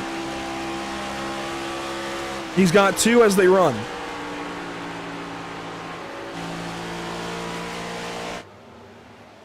Kyle Purcell trying to get that spot away. Final lap of stage 2. Again, this is to change up stage points that these drivers will get. You see Bissonette work down the racetrack that time, take the air away from Purcell, but Kyle Purcell's tires will be too good. The 01 going to go right on by. That is for 4th. 5th place pays just 1 point. Widener now going to go attic to basement. He's going to try the slide job. Bissonette going to get down to his door and try to control it. Brian Smith will win the stage. And to the stripe for stage points, it's going to be... Oh, I don't know. I think I might have been Bissonette. The caution came out before they could race it to the stripe. And Bissonette will hang on to 5th.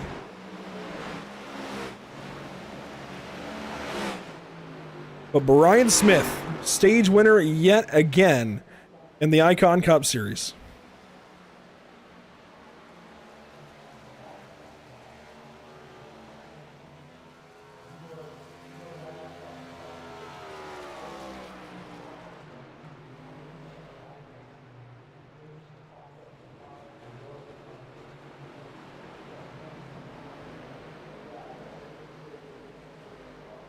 Going to change things up. We're going to dial up the 78 early, and we're going to talk to him as he gets ready for a pit stop.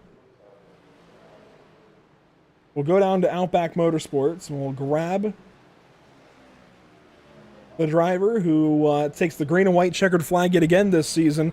Brian, big-time stage win there, 8 points and playoff points to your total. That's got to feel good as you now have 67 laps led. Do you think you're in a good spot to win this one?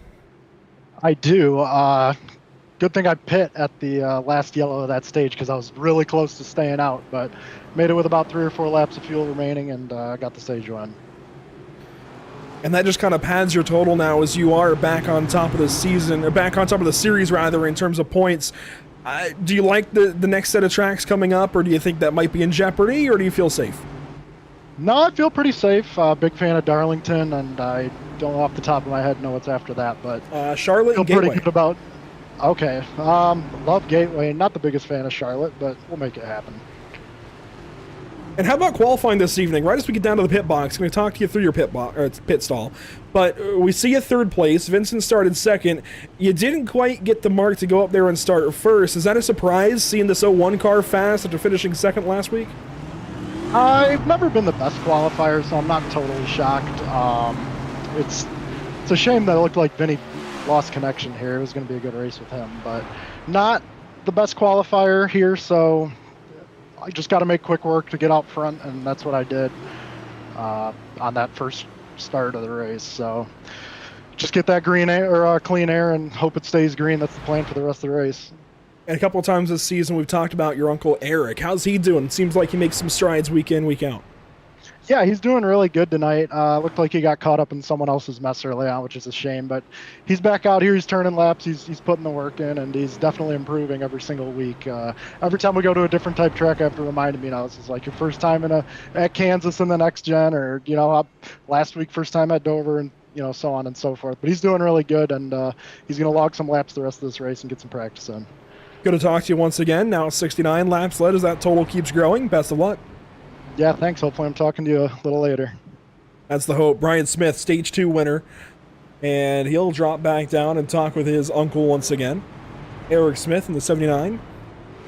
And there is Eric in the pit lane now. He is 9 laps down. Had to take some repairs and is back on the racetrack finally. He's not alone in the pits. You actually see Cody Eldred here as well. Anthony DeSeo was that car we heard shut off a moment ago. There's DeSeo. There you see Smith. And Eldred will work off the pit lane. Old School's coins and Find a Way Outdoors.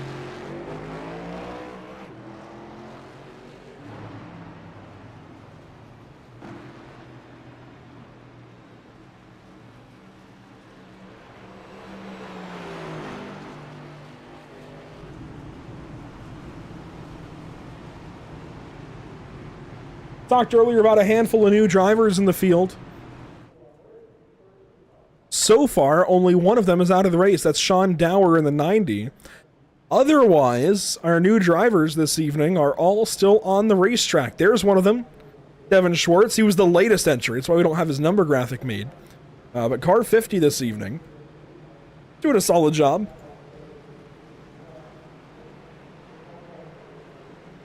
He will come to this restart from the 20th position, it looks like, thereabouts.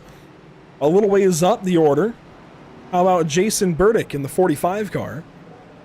As he currently runs in the 16th position. And we'll restart there. I believe that's actually it as far as new drivers this evening, but there's been rumblings about new drivers here, new drivers there. I believe we only had those 3 tonight. Regardless, a handful, I'd say, is still accurate to describe the amount of new drivers we had this evening. Burdick will pull up, like I said, lineup 16th for this restart. And Justin Bissonette is going to line up in the 2nd spot. So the New Yorker going to have a big opportunity here to begin stage number 3. And from here, we're racing to the end of the race. Brian Smith out front. Followed closely by Justin Bissonette, Ryan Patty, Kyle Purcell, Charlie Widener in the top 5. Then Clemens, Patinko, Purcell, Ball, and Lockett. Restart zone, green flag out. Stage 3 is underway.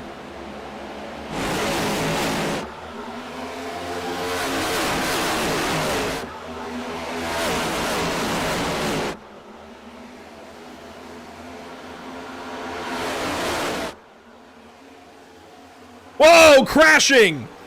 From about the 7th spot back, Patinko, Lockett, and others involved. And we're still crashing. There you see Delph and Nyman. A couple of other cars back here. Adam Ball is heavily involved. And the 19 is destroyed. All it takes is that one car stepping out and losing a bit of control, and everything can go haywire in an instant. It starts off, I believe, with Patinko in the 96 car. Oh, wow. 2 separate incidents to start this off. Patinko is going to spin around. Does he get missed? Until the very end, and Corley just drives into the right side of that 96 car, and oh, man, I think that's going to do it.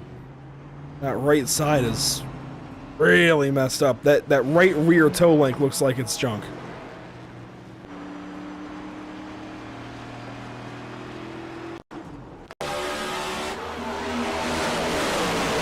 So that's what started that bit of the incident. But watch the 04 of Sean Purcell. He gets tagged by Patinko. He keeps going. It was the 19, rather, and the 93 who made contact. Ball and Lockett. And poor Adam Ball, he got hit around like a pinball. Ping pong ball, pinball, same thing. Not really. One is plastic, one is metal. One will hurt a whole lot more. So watch the 93 then.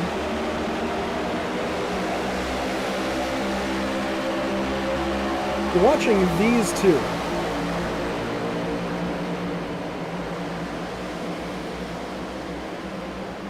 And out of turn 2, we can forget about that. Oh, Lockett just came down off the wall. Oh, man.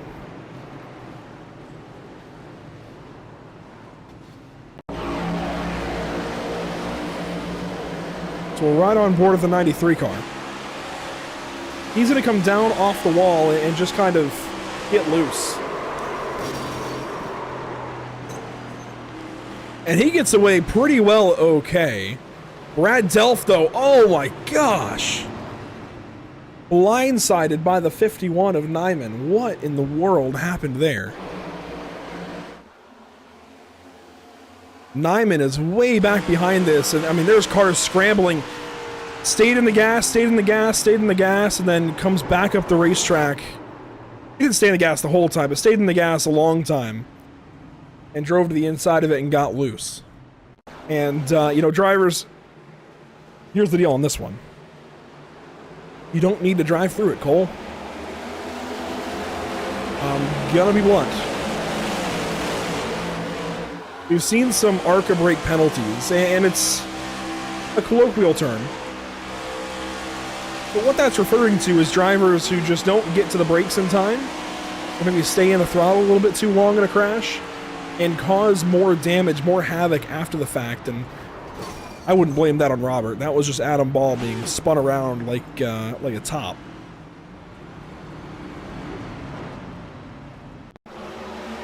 But if you are approaching a crash, you've got to get off the gas, check up, hit the brakes, and a lot of guys don't.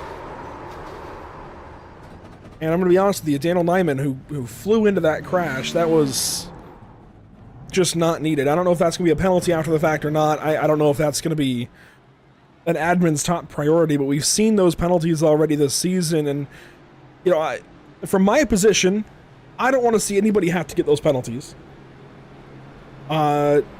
We also don't want to see more cars get torn up, but I don't want to have to call anybody out for ARCA braking. So, trust me when I say this. I'm on the driver's side. And for many drivers, it's part of learning. You have different drivers from different walks of life and different backgrounds, different experience levels. I mean, you got Michael Eldred in the YouTube chat talking about the different racing experience for Cody Eldred. There is a wide variety of drivers with a wide variety of experiences to get to this point in the Icon Cup Series. We don't know where they're all from. We don't know how much experience they all have. Maybe that's just a learning moment for Daniel Nyman, but a learning moment for sure that needs to be held on to.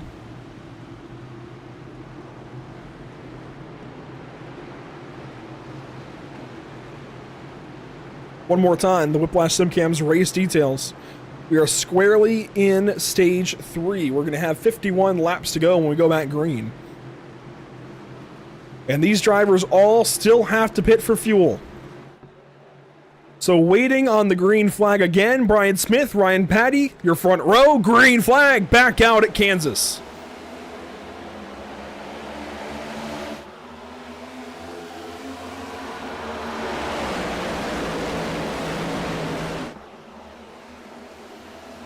Some 3 wide further back, but up front, Justin Bissonette making a move. He was alongside Patty and still is alongside that 30 car all the way to turn 3 now. He will fall in line, and here comes Clemens off the bottom of the racetrack. A big lunge into turn 3 is now we're side by side for third. Purcell inside, Bissonette outside. Caution. Oh, and it's Devin Schwartz, first start of his career. Zach Lockett, Eric Smith, Anthony Teseo, and Daniel Nyman, it looks like, involved.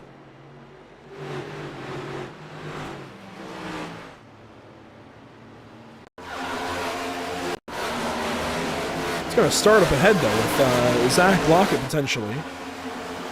Or maybe it might have actually started with the 50 car of Schwartz, who already had no front bumper. Or maybe it was somebody else. There was cars up ahead making contact. But Schwartz in the middle of the racetrack, gonna hook the right rear of Lockett. Oh, man. And Lockett went skidding and collects a couple of others. Eldred gets a piece of it. That was the other car involved that I was looking for.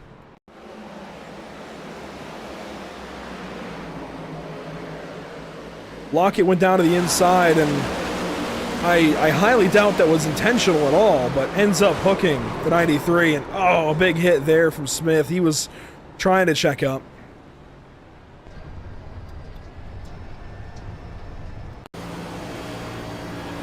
Well, the day is completely derailed for the 93, but let's ride on board.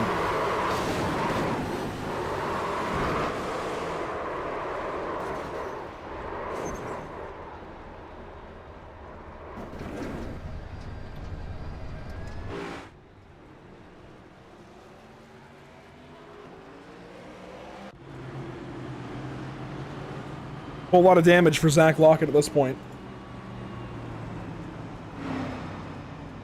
And I know we haven't talked to driver 93 much, and I know he's probably going to hate that I'm going to talk to him here. But we are going to dial up driver 93 because we've liked what we've seen from him so far this evening until these last two cautions. Back-to-back, Zach, what's going on for you? The first one was definitely my fault. Apologies to Adam Ball, just pushing too hard there on the it's go time, you know, so got an extra couple sets of tires and 3 minutes of optional. All right, I'm still out here, but so that one was tough. This last one, I don't know. The 50 didn't have a front bumper. I was just trying to go by him. He's slow, and I guess he hooked me. I don't know. That about lines up with what we saw, but you know what? You started fourth this evening. You're right behind Brian Smith's pit box. You're up here in the front after qualifying, and you've just kind of moved around the field, but always around the top 15. I know you've missed a couple of races. You're back this evening, like full force racing with these guys, and you're quick. Does this give you some hope going into the summer? Yeah. Oh, yeah. You know, I think if, like I said, I had an extra set of tires for the, you know, the final few laps here, I think I definitely would have came around the top 10 here. But that's kind of what I'm at right now, especially in this league. Got a good drivers here, and I'm completely content with stacking some top 10s together. But this is gonna be a bit of a challenge to try to get back here right now. So we'll see. And the leader's going to go by here. I would say stacking some... Yeah. Sorry.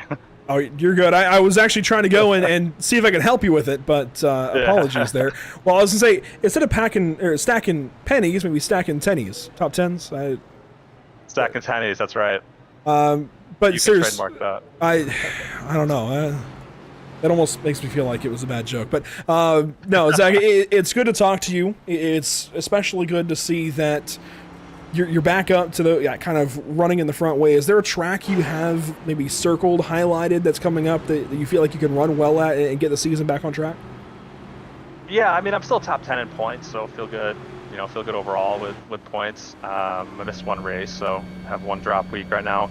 Honestly, I like Iowa coming up here in the summer. I like that. I like Gateway. There's a lot of good tracks that I think are going to be suitable for me, but you know, got to go finish this one out right now, so we'll see.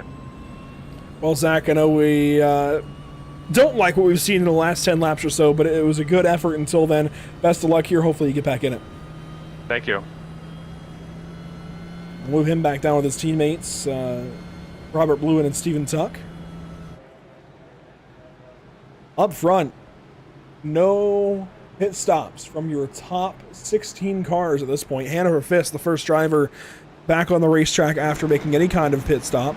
Nathan Brzezowski pitted under this caution. And we've seen the 77 be very quick this evening. I believe he is in Discord. Oh, he's not. Well, we're going to dial him up. I guess we won't be doing that now.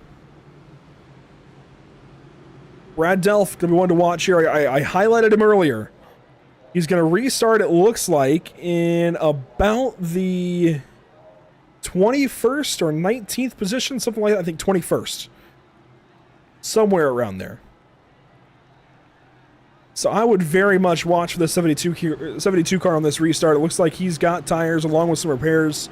I know he was involved in that crash. He got hit by the 51 car, rather. But if you give him some time in a race car that can do it, he can absolutely drive back up into the top 10, if not the top 5.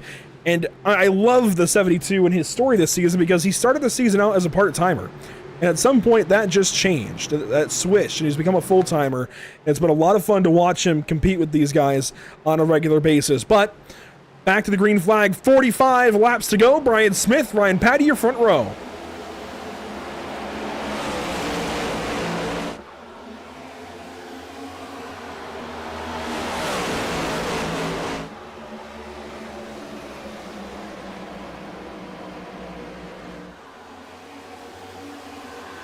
Here comes Ryan Patty, a big run out of turn 2, trying to bring the fight to Brian Smith. And he's going to use that outside lane. You saw him hook the seam. It just doesn't stick up there. Whoa, Clemens! Nearly got into Purcell there on the front stretch. I don't know what just happened between those two. That was close. And you see Sean Purcell back up here. Sean Purcell, Charlie Widener, and Ryan Patty, a big swerve down the backstretch. He tries to the inside of Smith. No dice. Purcell gonna fall back. Well, Widener's in a Purcell sandwich again. Sean Purcell coming up on him though. And gonna drop down low. It's been the consistency as Brian Smith goes top of the board, fastest lap during the race. It's been the consistency that's been feeding the points to car 95 this season. Consistent once again. He's been up and down through the field as low as 22nd after starting 17th. But he has slowly worked on himself. I mean, these guys can't work on the setup. They're fixed setup races. But slowly working on himself and his technique and driving forward. He's now into 6th as he clears Sean Purcell. He has really, really shown some big improvements this evening as you see Bissonette now go purple from the 3rd spot. In fact, last lap, you had Bissonette at a 31.004, Brian Smith at a 31.086, and Ryan Patty at a 31.105. And we've got 3 cars. A pit here. A pit for Nathan Finnegan. I can't imagine this is scheduled. I mean, this is right on the edge of the pit window. But to pit here this far off sequence is very, very odd. I would think this is a penalty that he's got to serve. No, he's taking 4 tires.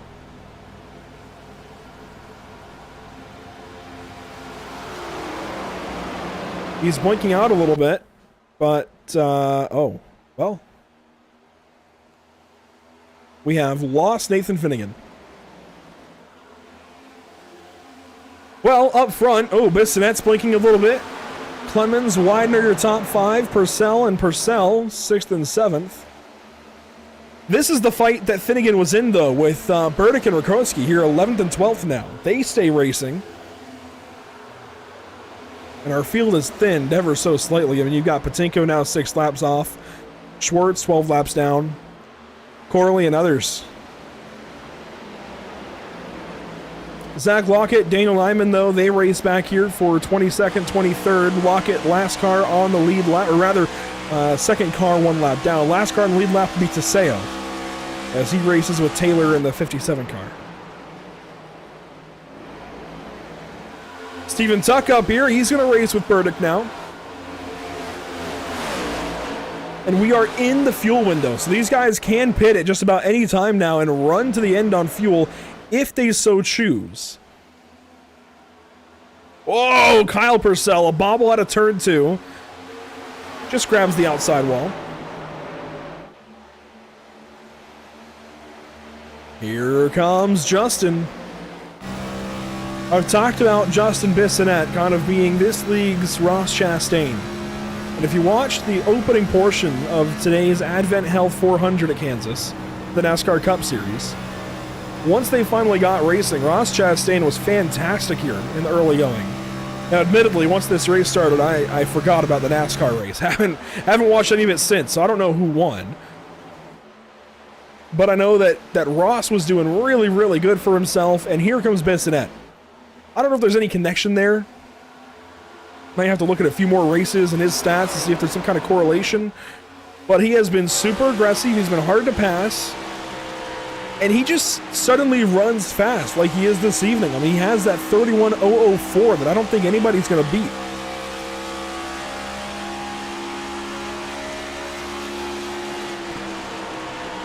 Pulls right up here on Patty. By the way, weather conditions as this race has gone on, not much changing. Although the sun is a bit lower in the sky, so that 82-degree air temp has not changed, but the track temp has dropped by 14 degrees.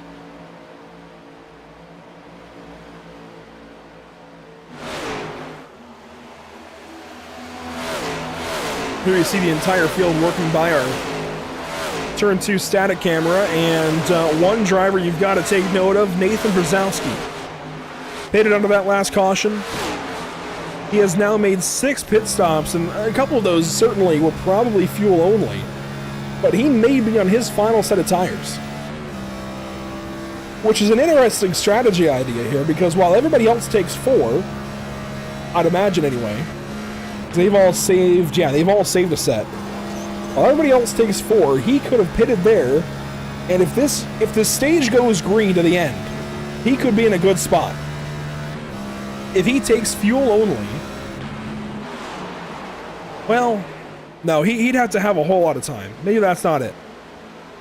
I was going to say, if he's able to not take tires, and I don't think it would actually help much. If you were to get a splash and dash, they restarted close to 15 laps ago.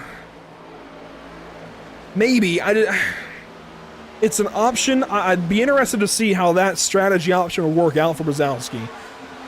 Maybe he's listening, or somebody else is listening and can feed that along to him. Maybe take fuel only here, just a splash, and run to the end. See if it's going to help him versus some of these guys. I don't think he would win the race, but I want to say that it might at least help him. Bissonette now working to the inside in 1 and 2. You see the 50 car working off the pit lane. Devin Schwartz now 18 laps down. Dover a week ago, we had a lot of retirements. We had a lot of cars off pace at the end. A lot of different incidents. This evening, I'm surprised we've had as many as we've had. 8 cautions for 32 laps. 9 lead changes, though. Plenty of lead changes out front, despite Brian Smith leading just about the entire race, it's felt like. 96 laps of 129 complete.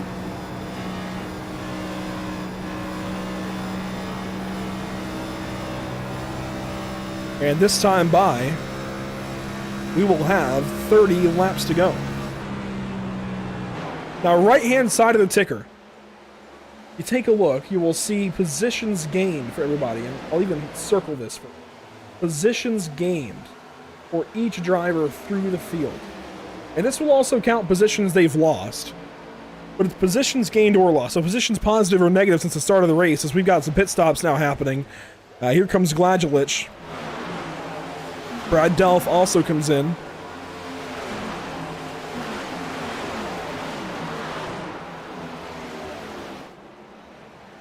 Let's see, does anybody else pit this time by?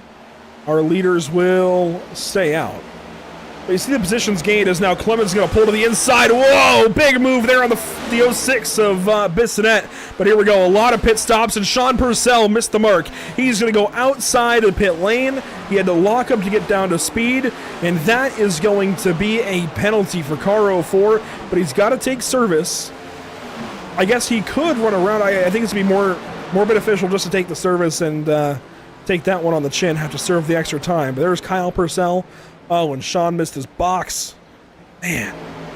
Bissonette now going to come in.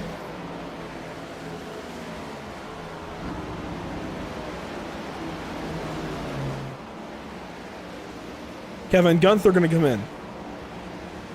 So pit lane has opened up for these guys. Brian Smith all on his own. He has got a 1.7 second lead over Ryan Patty. Joshua Clemens has driven up into the 3rd spot. He drove by Justin Bissonette. I would like to see one of these guys short pit. Go ahead, take the tires, get back out there, run as fast as you can as the 44 works by the 79 car. The longer you run behind Brian Smith, the slower you're going to go. If you are able to pit, get new tires in the car, and go run enough laps at speed to pass the 78 car, who knows? You might have a chance. Rakowski missed his box. He's now in. Ryan Patty, he's going to come down for service.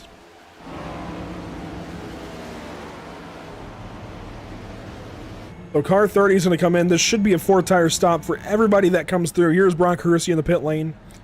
He's taking some extra time. There you see the 30 car. Ryan Patty into his box. Should be a quick 4-tire and fuel stop.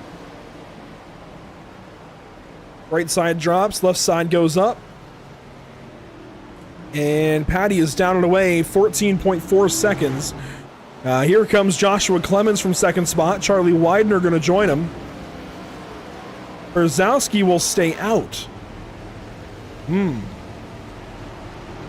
Clemens. Really, I think everybody's going to take 4 tires. The only driver I wonder about is going to be the 77 of Brzezowski, but otherwise, this should be a very clear strategy choice for everybody as Brian Smith is going to pit from the top of the racetrack.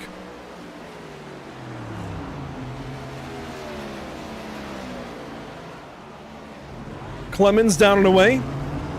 14.32. That should help him versus Patty.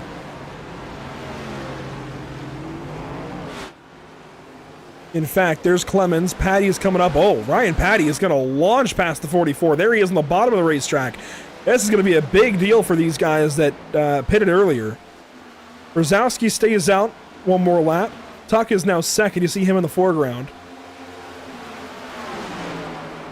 And these drivers are a lap down, so where is Brian Smith? He's down and away, finally gasses it up. He is going to leave the pit lane. So there he is, blending back up onto the apron, and Ryan Patty is going to pass him? It's going to be close. Patty on the top side. I don't think he's going to get there. No, he's not. He is going to get within a half second, but not be able to pass the 78. That has got to be so frustrating. I mean, he's there. He's going to have to watch the 78 drive away.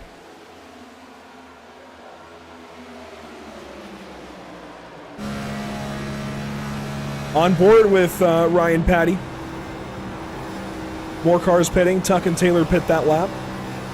3 cars yet to pit. Those are Brzezowski, Ball, and Teseo. And at this point, they may run deep and try to go all the way. They've got 10 more laps. Or 20 more laps, rather. Caution! Joshua Clemens, the 44, turned around on the backstretch.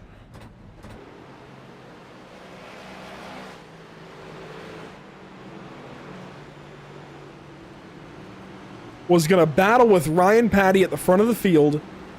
He is now turned around on the back straightaway at Kansas Speedway and has dropped to the very rear of the field.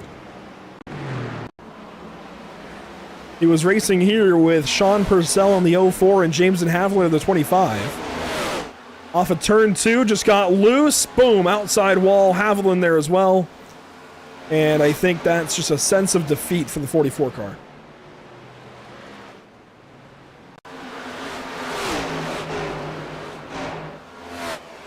Watch it here. He's doing a fantastic job for himself. Just gets loose. Boom, wall. Skids right past the camera.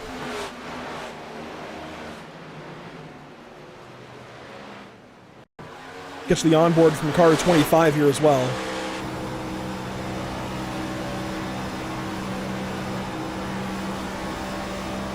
These guys were racing for about the 8th position.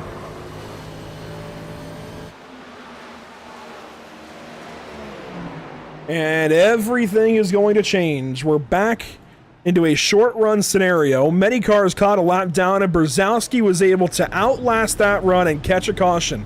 If you watched the Formula One race today from, gotta think here, from Miami,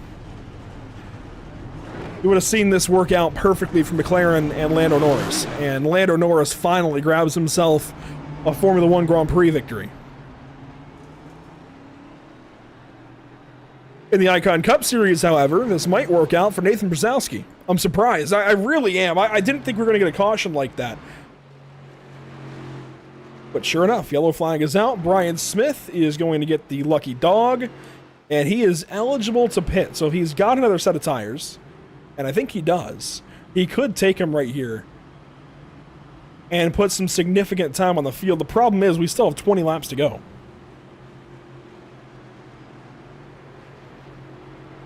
Let's dial up somebody who hasn't been here in a couple of weeks. Driver 30. He decided to skip out on us last week at Dover, but Brian, you're back in the field. And you're looking really good on that run until you came out about 0.4 of a second behind Brian Smith. How frustrating is that when you short pitted?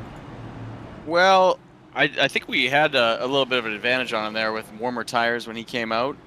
It was really just heating up there, and I was looking forward to putting on a good show there for first place. Very untimely caution for us. Fortunately, the 78 got the lucky dog there, and we're gonna have to wait for the wave around. And yeah, it's a tough spot. A little bit disappointed, if I'm being honest. And not that he's going to use that set of tires if he has one left, but I think he has one laying in the pits, and he'd be eligible to use it under this caution. But if we get another one, does that maybe help you out and the rest of your teammates that are going to get this lap back? I think so. We'll have to see how things shake out here. I know it looks like I'm sitting in P5. I don't know who's ahead of me. I've got to see once I come back around. I've got two sets sitting in the pits. I was very conservative early in the race, so I'd like to throw them on any chance I get. Hopefully get my number 30 Chevrolet a little bit of an advantage if I can. And of course, missing the last couple of races, one for Nathan's wedding. Last week, I believe you were in Las Vegas, it sounded like. That kind of puts you down the order in the point standings, not the playoff standings yet, but the point standings. 12th coming into this race. Is there a conceded effort to try and get back up that list, or are you really just worried about the playoffs and that starting up later this year? Yeah, I mean, we'd love to obviously finish higher in the points, because the higher you finish in the regular season points, the more playoff points you get to start each round. So that's a goal.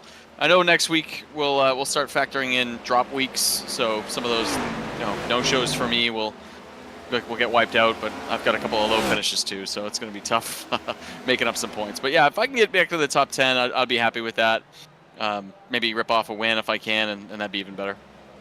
Well, Ryan, it's good to talk to you for the first time in a while now. Hopefully we're talking to you in maybe some higher spirits here towards the end of the race. Yeah, we'll see, man. We're staying optimistic. You never know what's going to shake out. We might get another caution or two and turn the whole thing upside down. Who knows? It's already turned about 90 degrees to the side, so if we turn it the next 90 degrees, it would be upside down. Ryan, best of luck here. All right, yeah. Maybe we'll knock on wood, right? Upside down for a race car driver is never a good thing. No, that's expensive. All right, thanks. Have fun here. Ryan Patty, car 30. He's going to restart 5th place, it looks like, albeit a bit out of order. So that was the reconnaissance lap, if you will, staying in Formula One terminology. And here is the field coming to green. I mean, Patty's not even in the picture. Brian Smith is back there somewhere just ahead of Ryan Patty, but green flag back in the air. A very unique restart on the way. Less than 20 to go.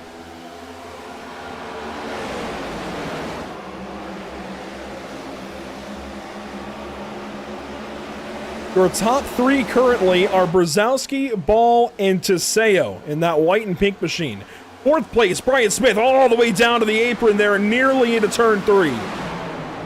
Slicing his way through this field of lap cars. That's what you get with these circumstances. Now Bissonette, Patty, they're going to slide on through, and they're going to follow that 78 car. They're all on the same tires. Oh, Jennings and Smith a little bit of contact there into turn 1. Brian Smith now within a second of Nathan Brzezowski, who is on tires and racing with Adam Ball for the lead. Smith, though, gets by Teseo. That's for position. And Teseo is going to ride up the outside wall. That allows Bissonette and Petty to go by. If this race goes green, I think Brian Smith can absolutely get to these two, especially if they keep racing like this, but it's going to be a bit of a challenge and might use his tires up a little bit. I don't know. This is a very big unknown, I think, to everybody. But Brzezowski ripping the fence on the outside, trying to do something here and trying to hang on to the lead. Oh, he got loose! Hangs on to it. Oh no, he's gonna get into the 19. Let's ball at the racetrack, and there goes Brian Smith. That was the opportunity to win the race for Nathan Brzezowski, and it's gone.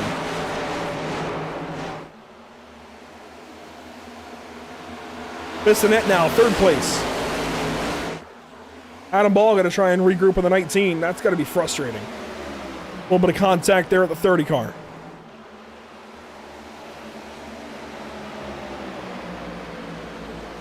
And Brian Smith is going to pull away. Right back out in front like he envisioned it. Oh, big crash! Jennings hard to the outside wall. Caution. A big, big hit for the 16.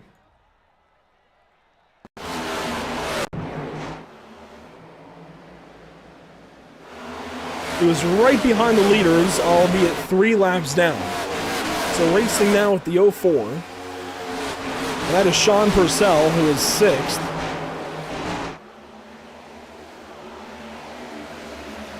And what happens here?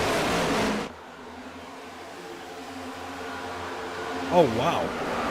Oh, ho, ho. That's a big hit. That is a really big hit. I think a disagreement over who was going where. So Jennings topside is going to drop down to the door of Purcell on the bottom. And if we slow this down, Purcell has every right to be there. Jennings came down and unfortunately is, as I'm going to put it, wreck himself. Earlier in this race, a different but somewhat similar situation on the front stretch. Took him out of it, more or less, and this time, I think he's officially out of it. And I hate this for both drivers because that also gives damage to the 04. But Sean's entitled to his lane there, and Mike just came down. Oh, and Teseo just about got him. And here we go, pit stops front of the field. Let's get back to live picture. We have got something happening under caution that I did not expect. Some cars staying out, but Bissonette gonna lead the charge into the pit lane. Patty as well. The Purcells are in, Adam Ball is in, Bissonette, Gladulich, Hersey, Gunther, and there's the 30. There is Ryan Patty trying to get off the pit lane. Bissonette there. So Bissonette will lead the charge back off the pits, and Brzezowski's blinking in and out. Get back to his spot here. But first off the pit lane, Bissonette, he's going to be 10th, and we're going to have less than 10 laps to go. That is plenty of time for those tires to kick in. And that'll be a 13-lap advantage, although probably about a 5 or 6 lap green flag lap advantage.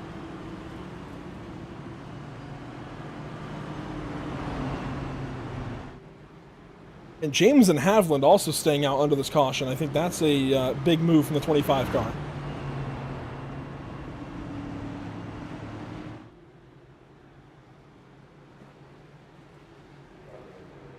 Brad Delph, talked about him a lot this evening. He is going to line up 20th, it looks like, is stuck 1 lap down. Zach Lockett also stuck a lap down. He works into the pit lane here, trying to get those repairs made.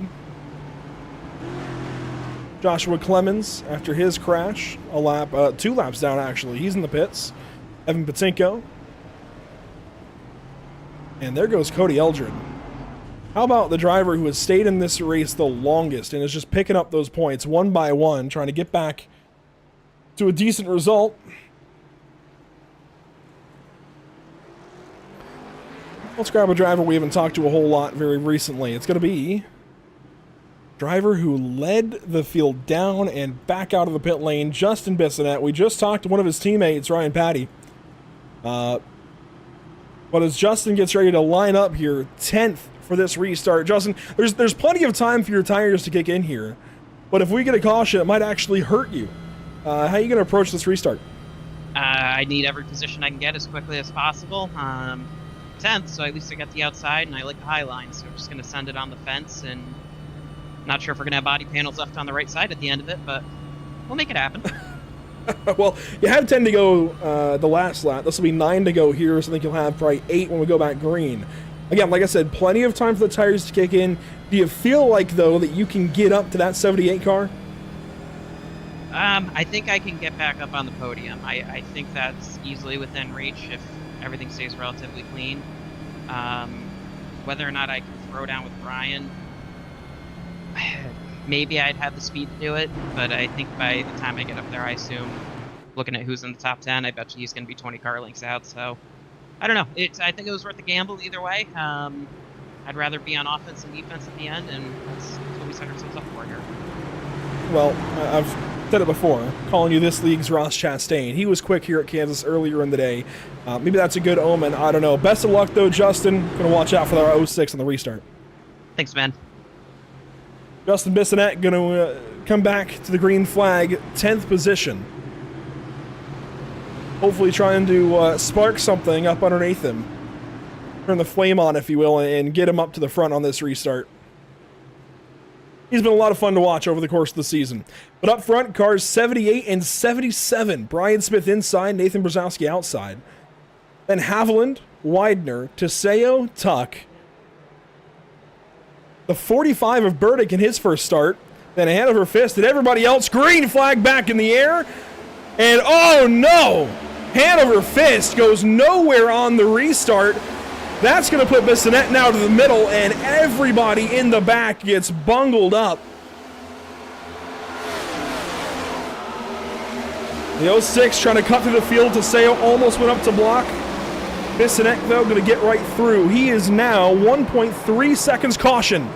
Caution, big caution. Adam Ball, Cody Eldred, Robert Bluen, rather. Oh, and Kevin Gunther.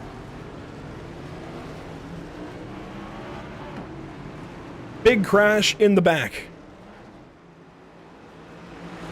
And again, it's the 19 involved. I don't know that it starts with him, but that restart, man, the 69 going nowhere really stacked these guys up. Oh, Kevin Gunther got free, comes down, loses it into the 99. Bluen comes down, just smacks the 19. Wow. Eldred, another part of a crash.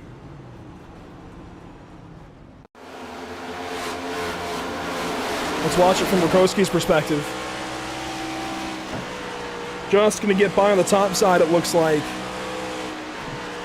Wow. Oh my gosh.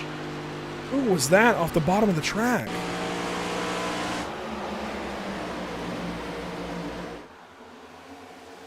Was that Patinko? No way.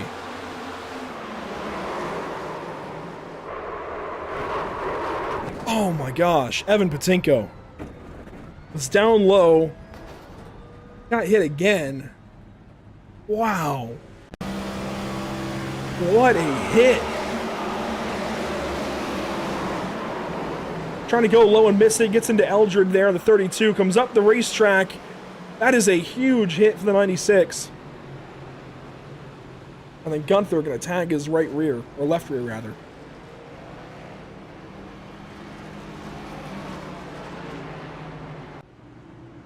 Unbelievable, and this is what I was talking about by working against Bissonette a little bit. And all those guys who took tires, and they did not get very far on that restart. This is going to work right into Brian Smith's hands.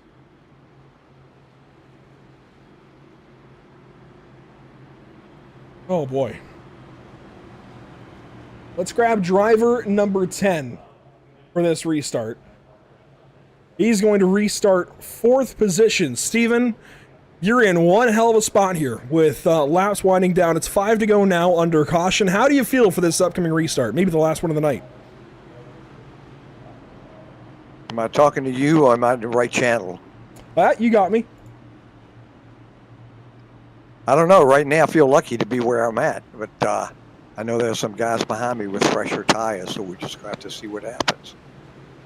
Well, if we get another quick yellow like that, it might actually help you guys again. And of course, it held that charge off. How do you hold those guys back on this restart? Is there something you can do? I mean, can you block, take the air away? Is there anything you can do while you're trying to hold those guys off? Actually, I'm just going to hold my line. Luckily, I'll be starting on the outside, so that gives me a little bit of a break. Make them pass me on the inside. And you've been kind of all over tonight, but a solid qualifying effort put you 18th, take the green flag. You've been as low as 32nd, but also as high as 4th as you are now. This has got to feel like a really big day to try to, I guess, turn the season around and get back towards the front. I just feel fortunate to be here. My teammate just asked me what was going on up being the 4th, and I said, hey, basically I've stayed out of trouble. Strategy has worked out pretty well. I've actually got an extra set of tires, but I think we're in pretty good shape at this point anyway. Absolutely. Steven, good to talk to you for the first time this season. Best of luck here in a really good spot for this restart. Maybe a place in the top 3. Who knows? Appreciate it. Thank you. Steven Tuck, car number 10, coming to the restart, 4th position. A really, really good opportunity for that driver. First time we spoke with him all season long. And we are about to go green with just just 3 laps to go.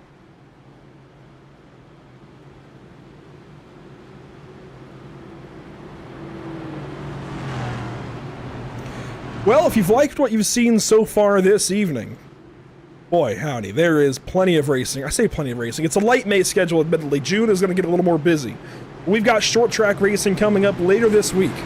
May 9th, we head out to Caffeine and Octane Lanier Raceway in Brazelton, Georgia, across the street from Road Atlanta. We'll see the championship crowning event for the Sim Auto Racing Association Pierce Fleet Service Super Series, Super Late Models on track. The following week, we've got Pro Late Models and Late Model Stocks headed out to North Wilkesboro Speedway. And then, May 27th, Memorial Day evening, we head out to Charlotte with the Icon Cup Series. Restart zone coming up, maybe for the final time this evening. Green flag in the air, Brian Smith with the race lead.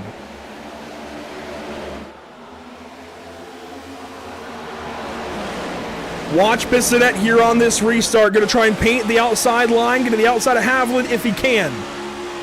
He's almost there. Loose out of 2, but he hangs on to it. He's 4th. It'll be popsicle sticks this time by Bissonette trying to find some way through here. Out front, it is all Brian Smith. 2 laps to go, popsicle sticks in the air, best car on the racetrack. I think he is about to take a 4th win on the season. Who knows? We don't know just yet. 4/10 the distance from 1st and 2nd, that time through 1 and 2. Bissonette trying to get back through here. That's an opening, yes sir! And a caution is out. Big crash. Hersey, Teseo, Fist. Oh, man. More contact there, and that's going to spin the 44 back around. That's Clemens again. Teammates right there in one picture. KU Motorsports not going to be happy with this.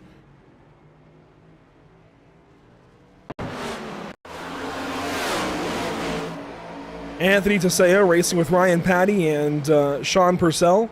Brock Hersey there in the 24. Teseo got free again, and Hersey just came up the racetrack.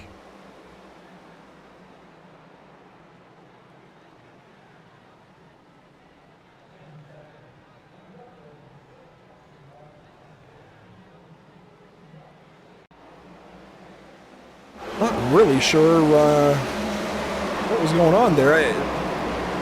Brock Hersey just went up the racetrack a bit, narrowly sparing that 45, by the way. And it looks like we got Devin Schwartz, who was in here in the 50 car earlier this evening, who's watching along now. Let's ride on board with car 45. It looks like he's cheering for Jason Burdick. Must be teammates. Wow. Seas parted for the 45 car.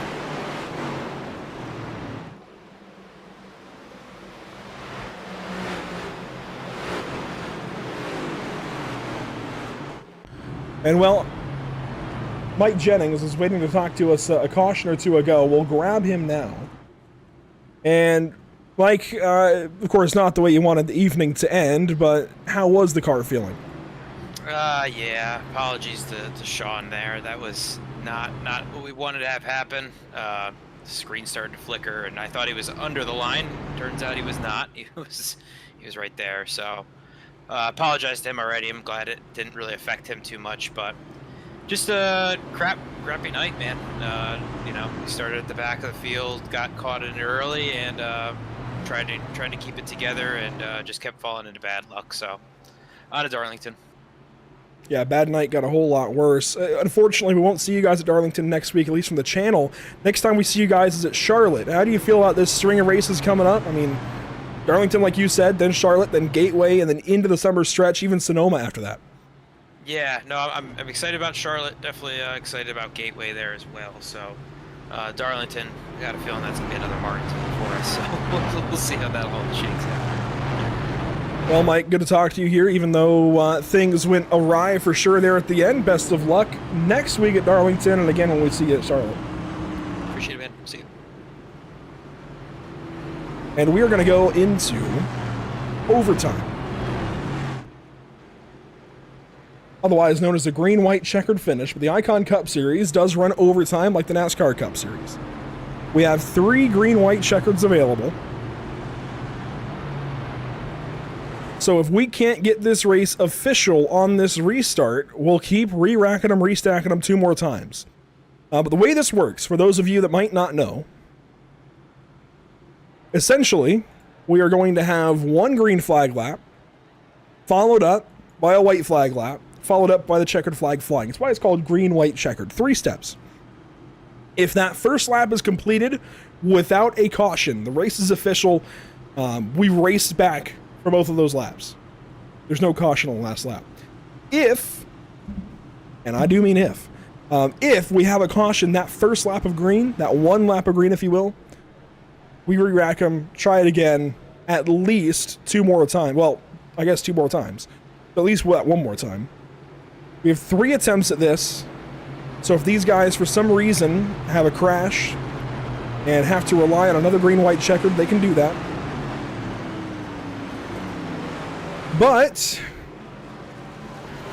pace car lights have been extinguished. We are going to go at least to lap 165 now. It's been a while since we've had a race go to overtime. And Justin Bissonette, I think, is in the catbird seat.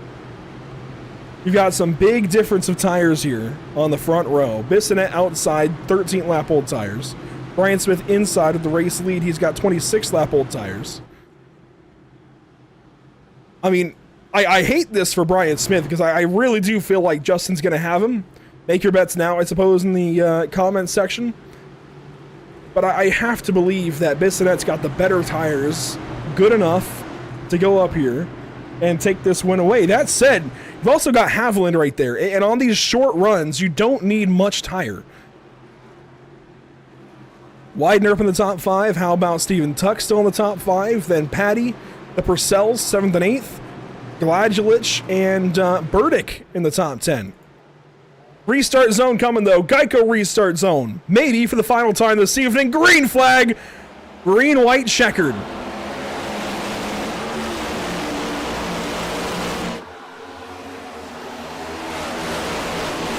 That was a big restart for Brian Smith. He's going to pull away to a lead here through 1 and 2. Bissonette going to have to fire back off the top side.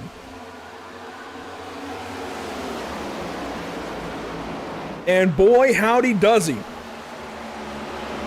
Bissonette rolling the top. The gap ahead, about a quarter second. White flag in the air. This restart will be official. 1 lap to change the race winner. They're 3 wide right behind.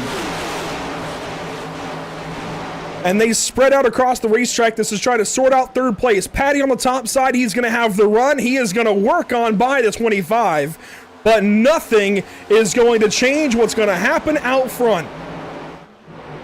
Haviland throws the block on Widener, but it's still going to be Brian Smith heading out to win number 4 on the season, winning at Kansas.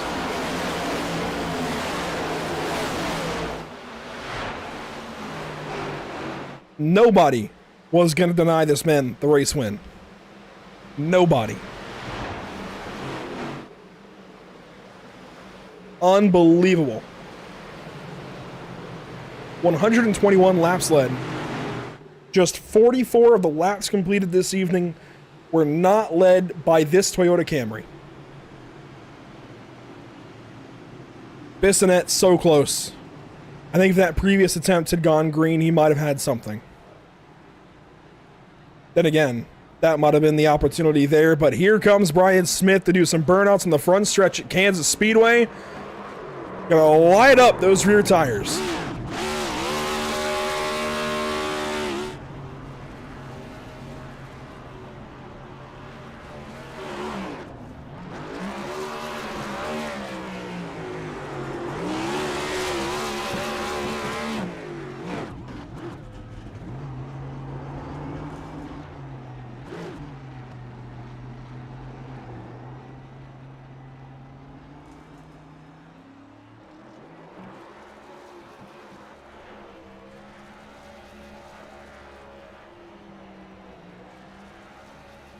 So Brian Smith with a big day. 4th win on the season. Going to extend that points lead, and I think you can pencil him in as the championship favorite. It's only race 11 of 37. But I don't know how you can argue with this guy.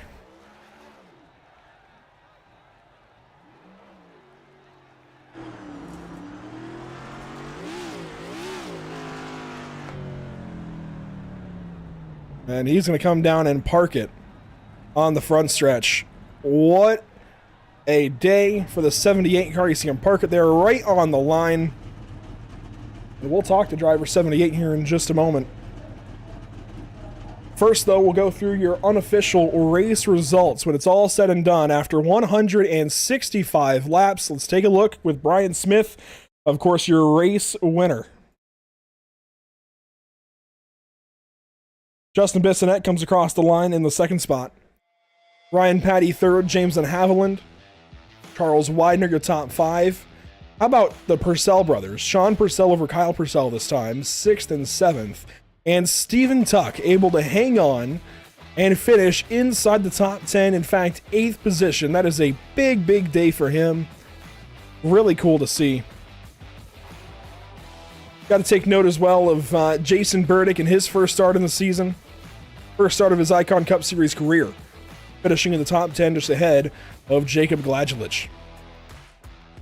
Daniel Nyman, Adam Ball just outside the top 10. Kevin Gunther, Luke Rakowski, Thomas Taylor. Some big results for those guys who need them too. Trying to rack up the points against the big guys and point their way in, or try to get a win even to get into the playoffs. Hey, Lockett got back onto the lead lap. He finishes 18th spot. Everybody else kind of filters on through. Blue in there. Matinko, Brzezowski, all of these guys.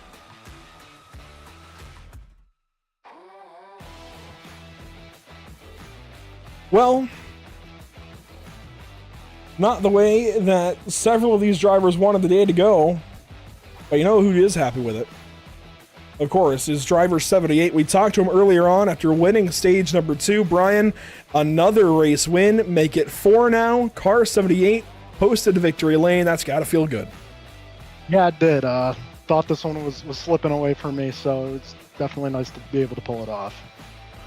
Those late race restarts, I really thought on the last one, Justin had you at the tire advantage, but that restart zone, was that the difference maker? Yeah, just being the leader, having the clean air, getting the jump, getting to dictate when you want to go. I wasn't too worried about it unless something crazy happened or I got loose or missed a shift or something. I knew as long as I got that clean air and got up to the wall, I'd be, in pretty good shape.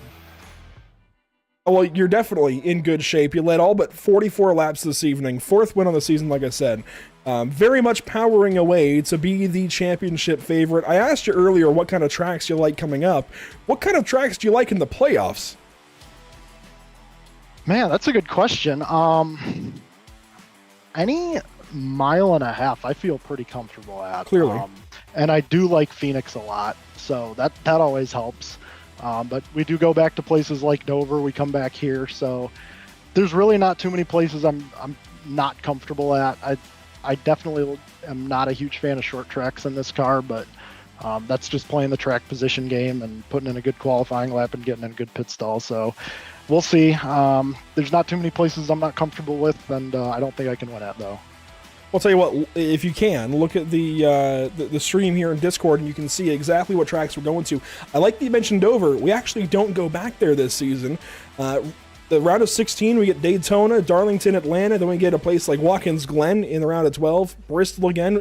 You're right, we do come back here to Kansas. But is there, I guess, a track in each round at least that you feel comfortable with? I know you said that the mile and a half's in Phoenix, so the round of 4 feels like it's in your wheelhouse aside from Martinsville. Yeah, I'm looking at this round of 16 here. 2 restrictor plate tracks at Atlanta and Daytona. I am just now realizing that after you telling me to look at it. That's very interesting, considering I have horrible luck at those type of tracks. So it's going to have to be a good Darlington, and I might be relying on the stage points for that round. But I mean, the round after that, Watkins Glen and Kansas, I'm feeling pretty good about, and then I do like seeing that we have the Charlotte Roval on there. So that round of 4, Homestead and Phoenix feel really good about. Martinsville, not crazy about. So that just kind of give you the quick rundown of how I'm feeling about the playoffs. Well, we have, like 13 weeks still before we even get there. Best of luck. I know we'll be talking to you a lot more this season. Congratulations. Yeah, thanks. Great job with the broadcast, and glad I was able to back up my call last week that I was going to win this thing.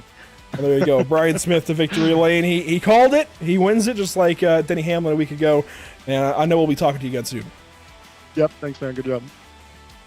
We'll bring in Justin Bissonette, who goes position number 2. I really thought you had him there in that last restart, Justin. Could you have done anything differently?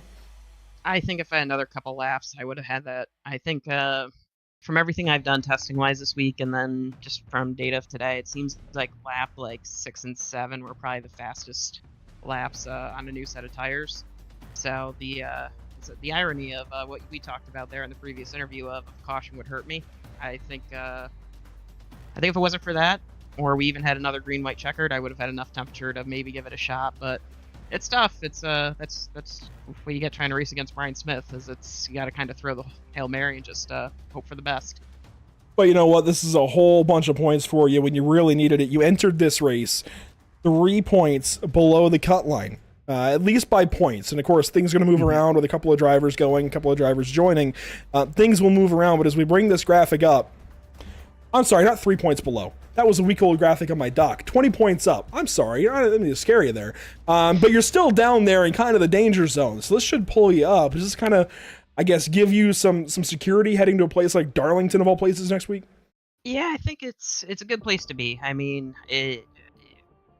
all it would have taken was a DNF tonight, and I would have been on the wrong side of the cut line. So, good little confidence boost. I appreciate that we're out of the short track swing here of the schedule. So it'll be next week should be fun.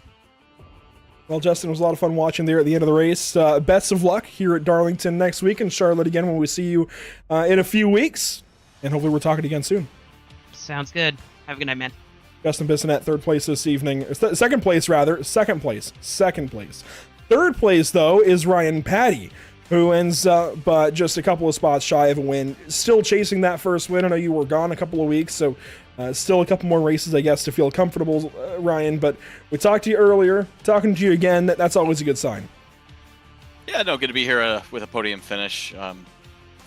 Just didn't quite work out with the way the cautions fell. Yeah, it was tough. It was a frustrating race. I mean, I love to see a race go green and do what you can as far as save your tires, work the car in a long run, maybe try to leapfrog some folks on pit strategy depending on how that works out. But yeah, I can't be too upset with the P3, especially I haven't been iRacing a lot lately. It's actually been a couple of weeks since I've been on the sim, so being able to come out and be competitive and fast enough to run top 5 and come with a podium, I'm pretty happy with that. Do you feel like you could have done anything differently on those last few restarts? Of course, it felt like 90 cars ahead of you all on old tires, trying to sift through all of them, especially when you were the wave around car. I mean, could you have done anything differently to get up there? Yeah, I mean, I definitely could have done things differently. I could have been a lot more aggressive there. But at the end of the day, I'm walking away with 0 incident points. Raced everyone with respect, raced everyone cleanly, and got a podium. I'm sure I could have put my elbows out and started moving cars out of the way or maybe pushing people up the track. But that's not really how I want to be racing. It's not how I want to be raced. And if I'm going to finish P3 instead of taking the win, in that manner, then that's just the way it's got to be. Good to talk to you again, Ryan. I know the last couple of weeks kind of hurt you in the points. This is a big help, though. From 12th, I think you're going to gain at least a few. Hopefully we're talking to you again soon, and hopefully you're a little further up that points graphic. Yeah, I appreciate you, and it's good to hear your voice again. Good to be back with these guys. I know it sounds like you're going to be off next week, but we'll see you in a couple. Absolutely. We'll see you guys again at Charlotte, it's weird. We only have 4 broadcasts total in the month of May, but June will pick back up. A lot of great racetracks coming up, and can't wait to get the season going. Well, keep the season going, I should say. Sounds great. We'll keep the seat warm for you. I appreciate it. Ryan Patty, 3rd place, keeping that seat warm, which is important for sure, and keeping the points flowing for Car 30. Missed a couple of weeks, back at it this evening, and a solid day there for sure. You saw the full rundown of the results. Let's take a look then at the full rundown of the season coming up one more time before we head out of here at Kansas Speedway. Daytona, Las Vegas, Phoenix, they are distant memories now. Kansas this evening. We go to Darlington next week. We won't be there, unfortunately, with the broadcast, but we'll see them again at Charlotte on May 27th. And then, boy, the month of June kicks off big time. We'll have 5 races within the month of June. We'll have St. Louis, Sonoma, Iowa, New Hampshire, and Nashville, all within that 1 month. Then, a bit later on, we head out for July. We've got Chicago, Pocono, Indianapolis, and Old Atlanta, the old configuration there. Excuse me, going to be a lot of fun. August will kick off with California Speedway down in Fontana. Then Richmond Raceway, Michigan International Speedway will be our cutoff race for the playoffs. And then we begin the round of 16 at Daytona. That'll do it this evening for the Icon Cup Series. A big thank you to our partners, of course, Whiplash SimCams, ATVO, and CC's Business. We talked earlier about upcoming broadcasts. Here's a quick highlight of that again, and I'm going to push you all to go over and check out our social media channels, Facebook through Kick, the whole list there on the bottom of the screen. Check them all out. Make sure to follow Pit Stop TV for future broadcast updates. We will see you guys again in general on May 9th, this upcoming Thursday, when we head out to Caffeine and Octane Linear Raceway. Otherwise, take a look, like I said, and see where your series is coming up next. We do have some GT3 racing coming up in June, so getting back into the full swing of things there for sure, coming up very, very, very, very, very, very, very soon. It was a pleasure as always. A big nod, of course, to our partners, and a big nod to those groups at the bottom of the screen. I didn't mean to overlay those, but in audio, ATVO, Whiplash SimCams, OBS, and iRacing.com. That will do it for us this evening. Hope to see you again very soon. Again, Thursday, Caffeine and Octane Linear Raceway. Gotta be there. Don't miss it.